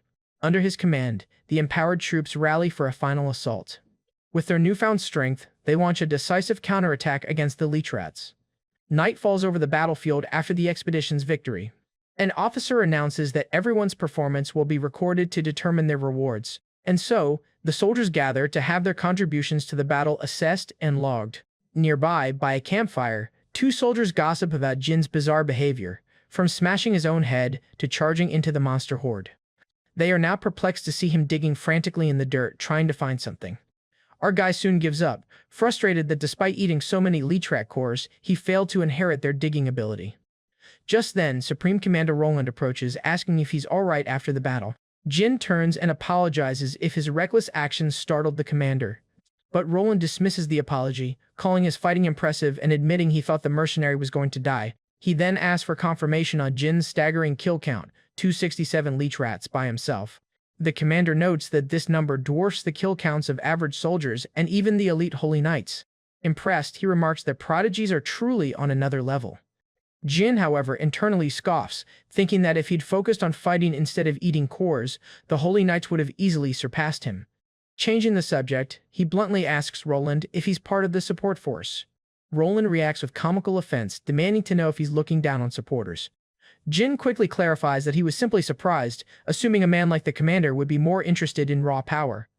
A bit embarrassed, Roland admits that he has seen right through him. He confesses that deep down he wants to be a swordsman, but his serious expression hints at a deeper reason why he doesn't just wield one, and explains that the Order Alliance's primary purpose is to fight for peace. In a world where so many are dying and have lost their homes, he chose the role where he could be of the most help. He then humbly admits his swordsmanship is only slightly better than average. However, he proudly boasts that his musical skills are considered top tier within the entire Order Alliance. Hearing this, Jin reconsiders his initial impression of the commander, who he first thought would be annoying, and concludes that Roland is a much more decent person than he had anticipated. The two part on good terms, with the commander agreeing to give Jin a private performance sometime. As the banners of the Order Alliance wave in the wind, the expedition presses on. 1 week later, the expeditionary force has pushed deep into the demonic realm. During a strategy meeting, the commanders note their advance through territories filled with rift cores and monsters. So he asks one of his officers for a report on the soldiers' morale as the monsters grow stronger. The officer surprisingly reports that the soldiers are even more spirited than when they first started. The reason for their high morale is Jin, who single-handedly tears through hordes of kobolds. His overwhelming power makes the march feel less like a dangerous expedition and more like a casual stroll for the regular soldiers. He even takes on massive, powerful, large-eared monsters without breaking a sweat. With vicious efficiency, he cuts down every beast that stands in their way. After each kill, he immediately consumes the monster's core, continuing his quest for new abilities. But once again, he's disappointed to find the core is a dud, granting him no new powers. Back at the meeting, an officer points out that the mercenary is taking care of every single monster the moment they appear. Hearing this, Roland can't help but chuckle at the situation, and laughingly asks a stoic knight if the pride of the Order Alliance is hurt by being outdone by a single mercenary. The knight retorts that it's no laughing matter, worrying the soldiers have become too relaxed, and that Jin will claim a massive share of the rewards. Roland simply dismisses his concerns, stating that low casualties are a good thing and that the stronger monsters signal they are close to their destination. He concludes the meeting by advising everyone to rest while they still can. Meanwhile, in a dark cavern, a group of dark priests gather atop crumbling pillars. The masked dark priest confirms that the Order Alliance is on its way, and wonders aloud how the Alliance managed to find their location. The mysterious veiled woman states it was inevitable, given how many rift cores they planted in the area. She then reveals that their youngest sibling had anticipated this much when she made her move, and remarks that even their incompetent sibling couldn't have messed this up. The hat-wearing dark priest listens to his associates from his own pillar. He confidently reassures them that the defenders always hold the advantage over the attackers, and smirks, noting the enemy's reaction was only slightly earlier than they had expected. Ultimately, he declares that the Alliance's arrival will not interfere with their great plan of darkness. Soon, the expeditionary force, led by Roland and Jin, arrives at their destination. Roland is shocked to discover the path forward is blocked by massive, unnatural spiderwebs. The entire army looks on in disbelief at the madness before them, a chasm completely covered in thick webbing. And from the darkness below, giant spiders begin to emerge, springing the trap. A priest with the expeditionary force confirms their destination, noting a high concentration of corrupt demonic energy in the area. Supreme Commander Roland expresses his unease, admitting he's never heard of such a place before. Soon after, the army arrives at the edge of a vast, bewildering chasm, its sides bound by unnaturally thick spiderwebs. Our protagonist, Jin, immediately voices his suspicion to Roland, pointing out the tactical strangeness of their surroundings. He explains that while high ground offers a strategic advantage, digging a deep hole for a hideout makes no defensive sense. Roland suggests it might be to avoid exposure, but Jin counters that a simple tunnel would have been a far better option. While the commander puzzles over the bizarre landscape, Jin interrupts his thoughts to deliver a grim assessment. Drawing on his years of survival experience, he declares with chilling certainty that this entire location is a trap. Roland is left momentarily stunned, unable to process the gravity of the sudden and dire warning. Just as the warning sinks in, the ground crumbles and monsters begin to emerge, proving his instincts correct. The ambush is sprung as monstrous figures leap from the chasm, launching their surprise attack on the expeditionary force. A soldier cries out in terror, identifying the enormous ape-like ambushers as the dreaded Bigfoots. The Bigfoot is a massive monster, growing 4 to 7 meters tall and possessing immense physical strength. Often working in tandem with it is the Salmosa, a snake monster known for its durable scales and deadly venom. The fearsome monster duos charge forward, throwing the organized ranks of the expeditionary force into chaos. Panic erupts as more soldiers are swatted off the cliff's edge, sent plummeting into the web-filled chasm below. The unfortunate soldiers are instantly caught in the spider's thick webbing, their struggles futile. A fellow soldier curses as he is ensnared by the giant spiders lurking below. Trapped and terrified, he can only scream as a giant spider descends upon him, fangs bared. Amidst the chaos, a frantic Roland bellows orders, telling his overwhelmed troops to focus their attacks on the Bigfoots first. Struggling against the monster's sheer size, he desperately calls for the Holy Choir to hurry and cast buffs on the soldiers. But while everyone else panics, a predatory grin spreads across Jin's face as he eagerly welcomes the challenge. A massive Bigfoot stomps forward, its raw power shaking the very ground. Our protagonist calmly faces down the alpha of the pack, a formidable Bigfoot with its Salmosa partner wrapped around it. Effortlessly dodging a crushing blow, he leaps into the air to engage the monster duo directly. The soldiers can only stare in disbelief at the sight of a single man charging the very monster that's tearing them apart. Roland screams his name in alarm, fearing the mercenary is rushing to his death. Yet Jin coolly sizes up his target, identifying it as the largest and strongest of the pack. With utter confidence, he locks eyes with the beast, informing it that he is the opponent it should be worried about. Just then, both fall into the chasm. Our guy draws his immense blade and drives it into the edge of the chasm. As he gains balance, he then turns his attention to his opponent.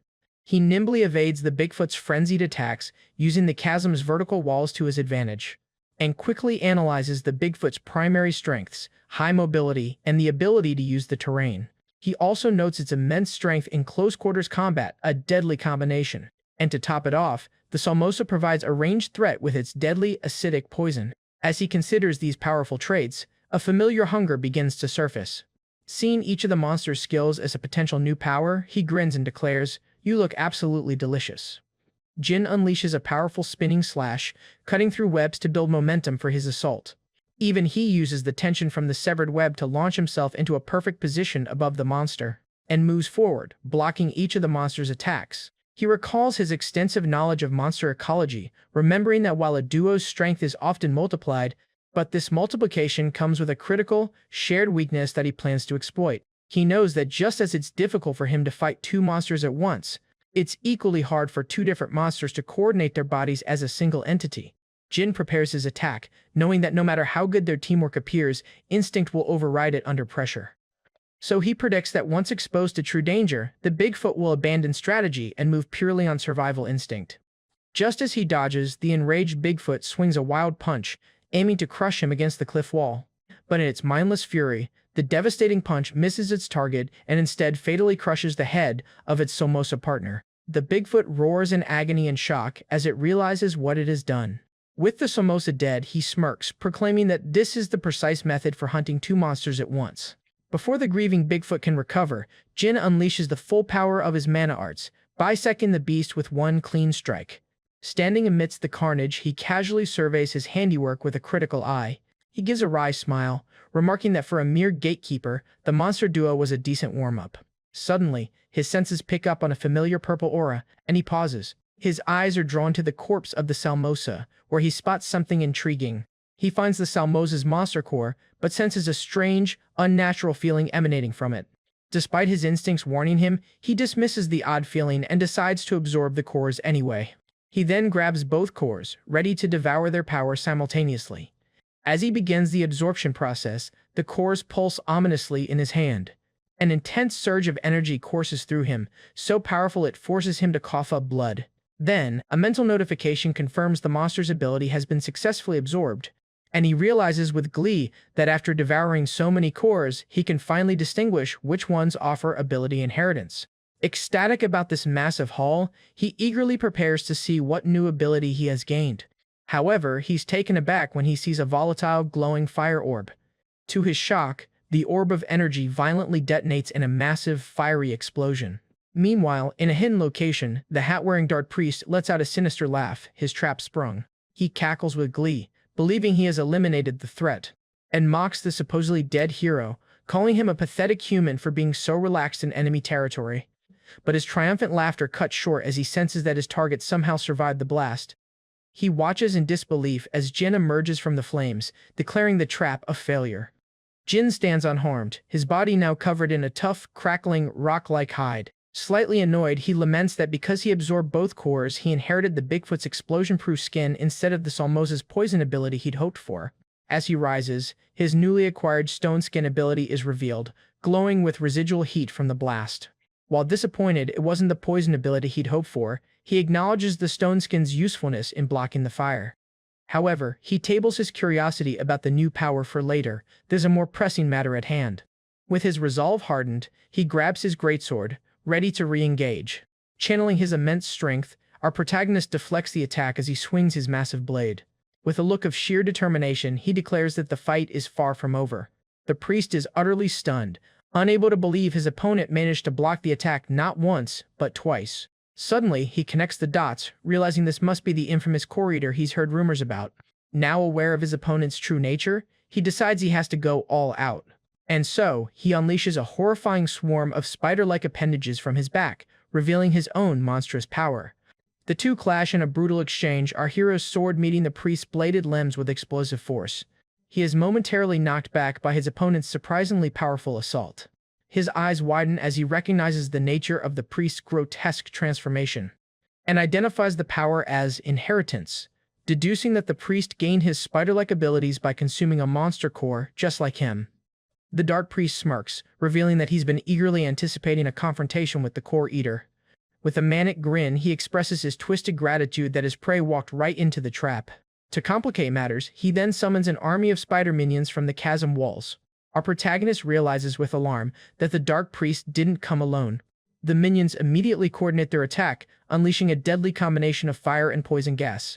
The two elements combine, creating a powerful and volatile mixture aimed directly at him. However, he braces himself, using his greatsword and stone skin to block the brunt of the fiery, poisonous explosion. Yet even with his incredible durability, he is staggered by the sheer firepower of the combined attack. The battlefield is consumed by a massive detonation, obscuring him from view. From a safe distance, Supreme Commander Roland and the Expeditionary Force witness the devastating explosion. Roland watches with grave concern, shouting the young man's name into the chaos. As the smoke clears, the battlefield is revealed to be a smoldering crater. Confident in his attack, the Dark Priest looks on with a satisfied smirk, deeming the result excellent. But emerging from the flames, battered but not broken, stands our hero, forcing the priest to question if he can even be called human. Just then, our guy assesses his condition, noting that the combination of poison and fire was far stronger than he anticipated, pushing his stone skin to its limit, and concedes that, as expected, the dark priests are not to be underestimated. Before he can recover, the priest closes the distance in an instant, renewing his assault. He presses his advantage, eager to test how the so-called core eater handles close-quarters combat. Using his multiple spider limbs, he unleashes a flurry of attacks, forcing his opponent onto the defensive. Our guy struggles to block the attacks. When he notices he's going to be overpowered, he infuses his sword with his own dark mana to parry the powerful attacks. Taking advantage of the opening, the spider minion scorches back with a blast of fire. He is completely overwhelmed, caught between the priest's melee attacks and the spider's ranged assault. So he realizes he needs to take out the spiders, but the priest's constant pressure makes it impossible. Even he feels his body failing, his internal organs are damaged, and both his regeneration and stone skin are at their breaking point. Sensing his opponent's weakness, the priest grins sadistically and moves in for the finishing blow. With no other options, our hero braces for impact, knowing he can't endure much more. However, the priest's sharp limb smashes through his guard, delivering a brutal, decisive strike. Disarmed and defeated, his greatsword clatters to the dusty ground. The dark priest lets out a victorious cackle. savoring his apparent victory. He finds his captive's abilities intriguing, remarking that he now understands why his superiors were so interested in him. Impressed by his skills, he declares him too valuable a talent to simply kill, and decides to make him a special offer. He then formally invites him to join the ranks of the Dark Priests, promising to spare his life in return. But the young man remains silent, his cold stare unwavering. His captor insists it's a good offer, explaining that such power already makes him special and separate from normal humans, and warns that ordinary people will fear and attempt to forbid the very power he wields. Eventually, the priest argues, the Order Alliance will brand him a Dark Priest and try to kill him. He reminds him of Holy Knight Raymond's inherent suspicion, and also brings up Elder Bo's initial distrust, arguing that even his supposed allies secretly see him as a monster. The priest drives his point home, asking if he truly believes the Alliance will still see him as human, and then extends his hand, urging him to join forces with those who are in the same situation. Even he promises him the chance to become even stronger and wield greater power by joining their cause. In response, our hero spits blood and a single defiant curse, rejecting the offer outright. He tiredly dismisses the monologue, asking why a clown like the priest talks so much, and prepares to teach him a final, painful lesson. At this, the priest is offended and shocked. Our guy calmly remarks that he really didn't want to use his hidden power. A terrifying red energy begins to leak from his eye as he says the priest has left him no choice. The priest can only look on in confusion and alarm as a sinister red aura begins to envelop his captive. Then, tendrils of pure blood-red energy erupt from his body. The priest struggles in terror, unable to comprehend this sudden reversal. His eyes widen in horror as he feels the sheer, overwhelming pressure of the power being unleashed. Our hero's body is wreathed in a terrifying combination of red and black energy, his stone skin crumbling away. He mockingly tells the priest that he should at least say something that makes sense. Just then, the red energy explodes outwards, creating a massive demonic silhouette that dwarfs his opponent. With his eyes glowing red and his body transformed, he scoffs at the priest's hierarchy, contemptuously asking, how could a wolf ever serve a dog?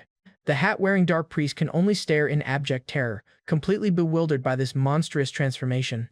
Struck with a horrifying realization, he wonders if his opponent had been hiding this cataclysmic power the entire time. In a desperate move, he unleashes his spider minions and orders them to turn him into ashes, hoping to overwhelm his foe with sheer numbers. But with his eyes glowing ominously, our protagonist gives a name to the devastating power he has just unleashed: Heavenly Punishment. The ability erupts, instantly annihilating the priest's spider minions in a maelstrom of destructive energy. The summoned creatures are torn to shreds by the tendrils of raw, chaotic power emanating from him. Even the Dark Priest himself is caught in the vortex, his body beginning to disintegrate under the immense pressure. Reeling from the overwhelming gap in their strength, he questions what kind of monster core could possibly grant such unbelievable power. He is completely helpless as the protagonist's power rips through his defenses and inherited monster form. Overcome with fear, the priest's only thought is to flee, realizing he stands no chance against whatever his opponent has become. But in the blink of an eye, he appears directly behind the escaping priest, cutting off his only path to survival. The priest is stunned, unable to comprehend how he moved so fast and got behind him undetected. Just then, he grabs the priest's spider-like limb and brutally breaks it. The priest lets out a final, agonizing scream as the spider-like limbs on his back are brutally broken, one after another. Beaten and broken, the priest begs for his life, desperately asking to talk. He tries to build a connection, reminding him that they both gain their power from consuming monster cores, and pleads that they could form a mutually beneficial alliance if only he would be spared. The protagonist pauses, momentarily considering the priest's desperate offer. However, he has no interest in an alliance, stating the only help the priest can offer is information on the other Dark Priests. The priest frantically argues that humans will never accept such power and will eventually abandon him, questioning his loyalties. Unmoved, Jin coldly states that his rambling doesn't answer the one and only question. Finally broken, the terrified priest agrees to tell him everything he wants to know. But it's too late. His hand pierced him before he could even speak. With grim finality, he informs his foe that he only gets one chance to cooperate. He then unleashes one last, concentrated blast of heavenly punishment, utterly obliterating the Dark Priest. With his final breath, the priest can only manage to curse his executioner. As the battle ends, the violent red and black energy finally recedes from his body. The immense strain of the power becomes apparent as his hardened stone skin begins to crack and fall away. The backlash from using heavenly punishment leaves him bleeding and weakened, causing him to revert to his normal state. Coughing up blood, he struggles to stay on his feet after the immense exertion. Just then, he collapses to the ground, panting from the sheer exhaustion of wielding such a destructive ability. And he grimly reflects on why he was hesitant to use the power, noting the huge toll it takes on his body even for a moment. He feels his consciousness slipping away, fighting a losing battle to stay awake on the dangerous battlefield. Through his blurry vision, he spots Supreme Commander Roland and his soldiers rushing to his side. With his last ounce of strength, he recognizes Roland, relieved that help has arrived just before he passes out. Finding the mercenary unconscious amidst the devastation, a panicked Roland screams for his men to bring a stretcher. He looks down at the young man's unconscious form, his face etched with worry and concern. Surveying the utterly destroyed landscape, he is in awe, wondering what kind of battle could have possibly caused such destruction. The scene shifts, revealing the victorious expeditionary force has returned to the third pioneer city. Our protagonist is seen recovering in a lavishly decorated room, having been given the best care available. After a long slumber, his eyes finally flicker open. Bandaged and weary, he slowly pushes himself into a sitting position.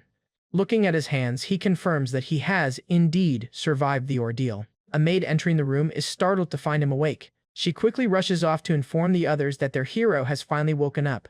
Roland bursts into the room, overjoyed to see that he is conscious. Jin immediately asks what happened, and Roland informs him that he has been asleep for 3 whole days. Stunned by the severity of the backlash, Jin immediately asks about the status of the expedition.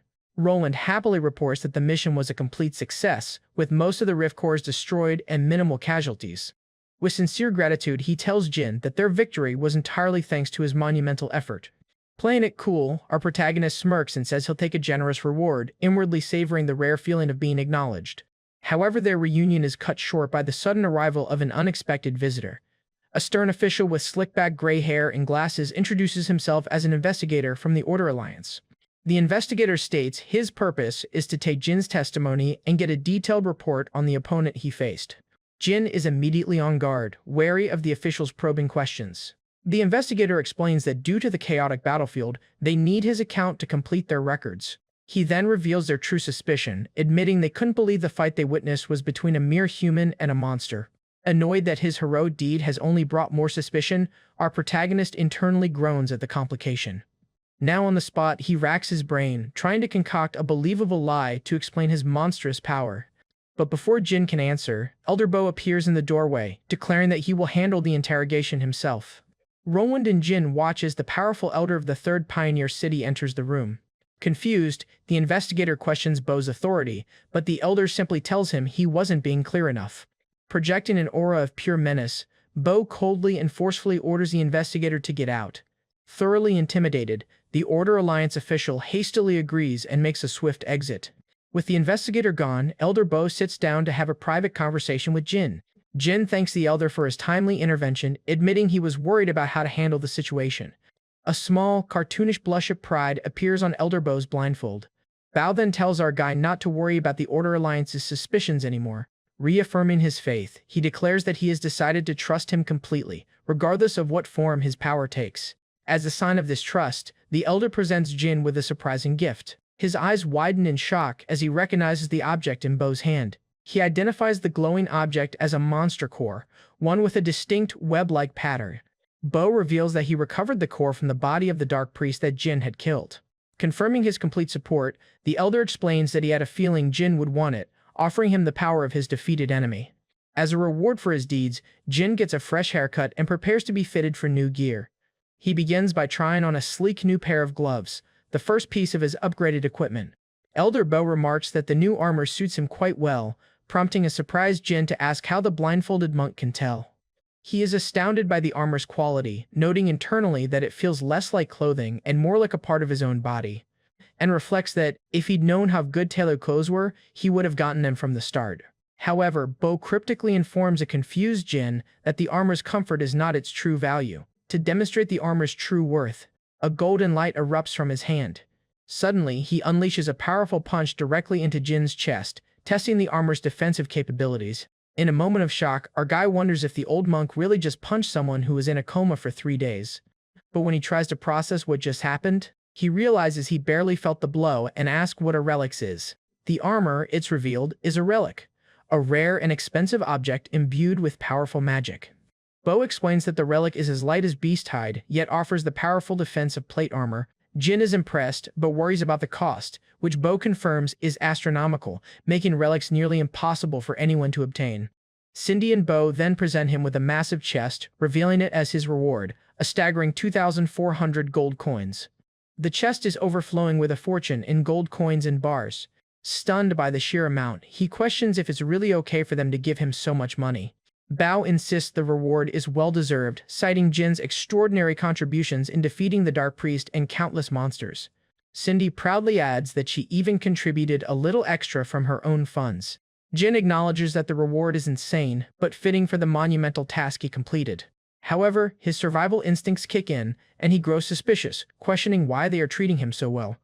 Dropping the pleasantries, he confronts them directly, demanding to know why they're being so kind when they know he consumes monster cores.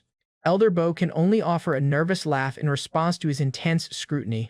Meanwhile, at a remote Alliance outpost, guards stand watch under the full moon. One yawning guard dismisses his partner's claim of seeing movement, brushing it off as just the wind. The second guard insists he saw something, but his companion is cut off mid-scoff.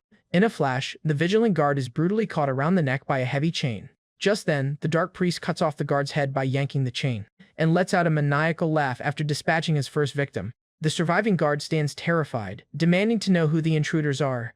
His question is answered only by the blur of a massive ball and chain swinging toward his face. The remaining Dark Priests gather, having dealt with the outpost defenses. The mysterious veiled woman expresses her disgust, wondering how their youngest member, Enoch, could have been defeated by such incompetent fools. Her words conjure an image of what little was left of their comrade after his fight with Jin. She then coldly concludes that their fallen comrade was nothing but trash. The ball and chain priest speculates that their opponents must have been stronger than the low-level guards they just killed. However, the masked Dark Priest nonchalantly states that he had expected their compatriot to lose anyway. He reveals to the surprised priests that Enoch's defeat was always part of their larger plan. With the discussion over, he declares it's time to move and places his hand on the cavern wall, and activates a massive glowing seal, revealing a hidden passage. After that, he announces that it is time to initiate their grand plan to wipe out all humans. The seal reveals a horrifying laboratory filled with humans strapped to tables, groaning in agony. A close-up shows a vial of the sinister blue liquid used to create abominations, hinting at the priest's next move. Back at the mansion, Jin's meeting with Bo and Cindy continues. Bo begins to explain his true intentions to a seated Jin and Cindy. Over tea and cakes, the old monk states that he is in no position to reprimand Jin for his nature. Instead, he reveals that he is actually there to ask for a favor and sincerely pleads with Jin to use his unique and formidable power for the sake of humanity. Jin is taken aback, reflecting that he fully expected to be tortured if his secret ever came to light, but he's genuinely surprised that instead of condemnation, they are asking for his help. Relieved and grateful, his apprehension turns into a quiet sense of belonging. He asks for confirmation that only he, Bo, and Cindy know his secret. Cindy wryly agrees, admitting that she doubts anyone else in the Alliance would react with such acceptance. With his suspicions cleared, he gets down to business, asking exactly how he can help them. In response, Bo places the monstrous pulsating core of the defeated Dark Priest on the table. He explains his theory. By consuming a monster's core, it is possible to gain its memories. Our guy confirms, however, that the probability of this happening is normally very low.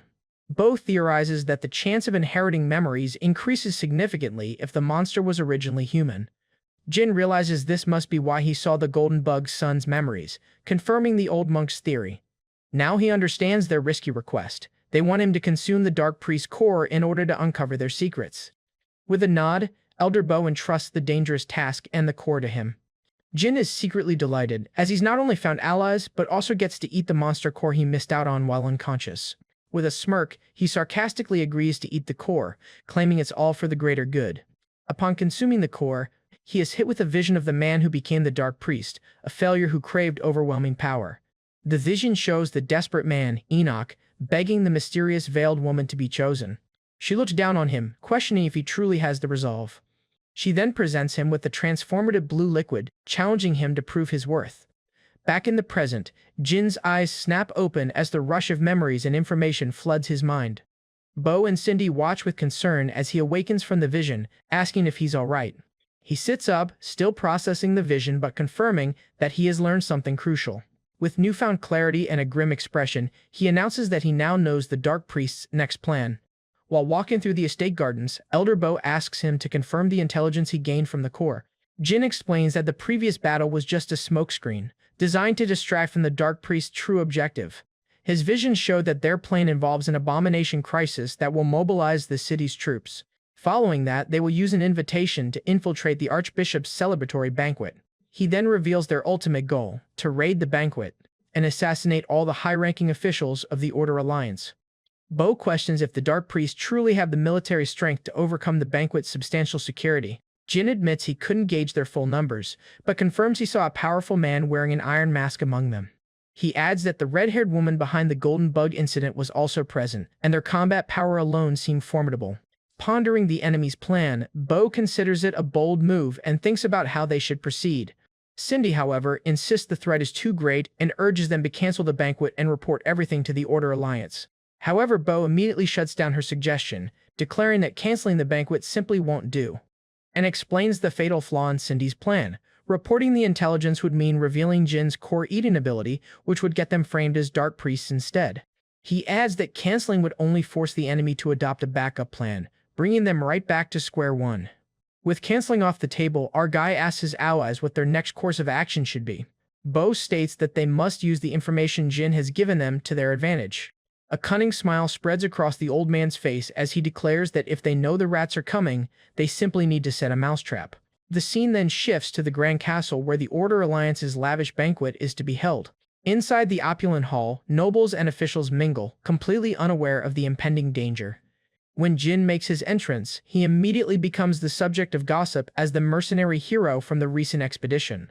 The guests murmur amongst themselves, surprised by his youth and unassuming appearance. Two noblewomen, however, are intrigued by the rumors that he becomes a beast in battle, with one playfully considering approaching him. As he surveys the room, our protagonist is interrupted by a familiar, boisterous voice. Supreme Commander Roland greets him with a friendly headlock, teasing him for only showing his face now, after the battle. Roland cheerfully admits that he was so worried he thought Jin had died during the expedition. Jin slyly asks if Roland was truly worried about him and apologizes for things being so hectic. Laughing, Roland agrees that the last battle was certainly no joke. But then, the commander's tone becomes serious as he leans in to whisper a warning. He alerts Jin that he has a tail, pointing out an observer watching them from the upper balcony. The Order Alliance Inquisitor, who had previously interrogated him, is seen sipping wine and keeping a close watch. Jin dryly comments on the Inquisitor's diligence, noting that the man suspects him simply for being too strong. Roland apologizes on behalf of the Order Alliance for the gloomy behavior of those who didn't participate in the fight. But he advises Jin not to let the unfair suspicion bother him too much, and reassures him that no matter what, the fact that he fought heroically for the people doesn't change. Jin offers his sincere thanks to the commander just as a bell chimes, announcing a key arrival. An announcer informs them that the Archbishop has arrived, and the crowd turns to see the man himself appear. Archbishop Conrad, the head of the church and the Dark Priest's primary target, makes his grand entrance. The Archbishop greets the partygoers, asking if everyone is enjoying the banquet he has thrown in their honor. In a brief speech, he expresses his gratitude and encourages the guests to enjoy themselves fully. From the sidelines, Jin and Bo watch the Archbishop, their trap now officially set. As the banquet reaches its peak, Jin knows this is the signal and prepares himself to face the enemy. Meanwhile, outside the castle walls, the cloaked figures of the Dark Priests gather under the moonlight. The sinister group, led by the ball and chain priest and the mysterious veiled woman, stealthily approaches their target. Just as they had planned, a panicked guard bursts into the hall, shouting that there's a problem. A perturbed Archbishop Conrad demands to know what could possibly be wrong.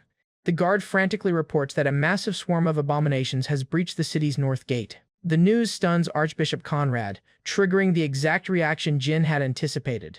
In a flash, the horrifying image of abominations breaking through the city gate comes to life. A monstrous horde pours into the city, overwhelming its defenses. Panic erupts among the banquet guests as they hear of the sudden invasion. Jin, however, remains perfectly calm, his red eyes glowing as he watches his prediction unfold. In a flashback, we see Bo explaining to him and Cindy that the Dark Priests couldn't possibly fight all the knights head-on. Therefore, their only logical move would be to cause a large-scale disturbance in another part of the city. Bo realizes this diversion is meant to scatter the troops, creating an opening for them to attack the now vulnerable banquet hall.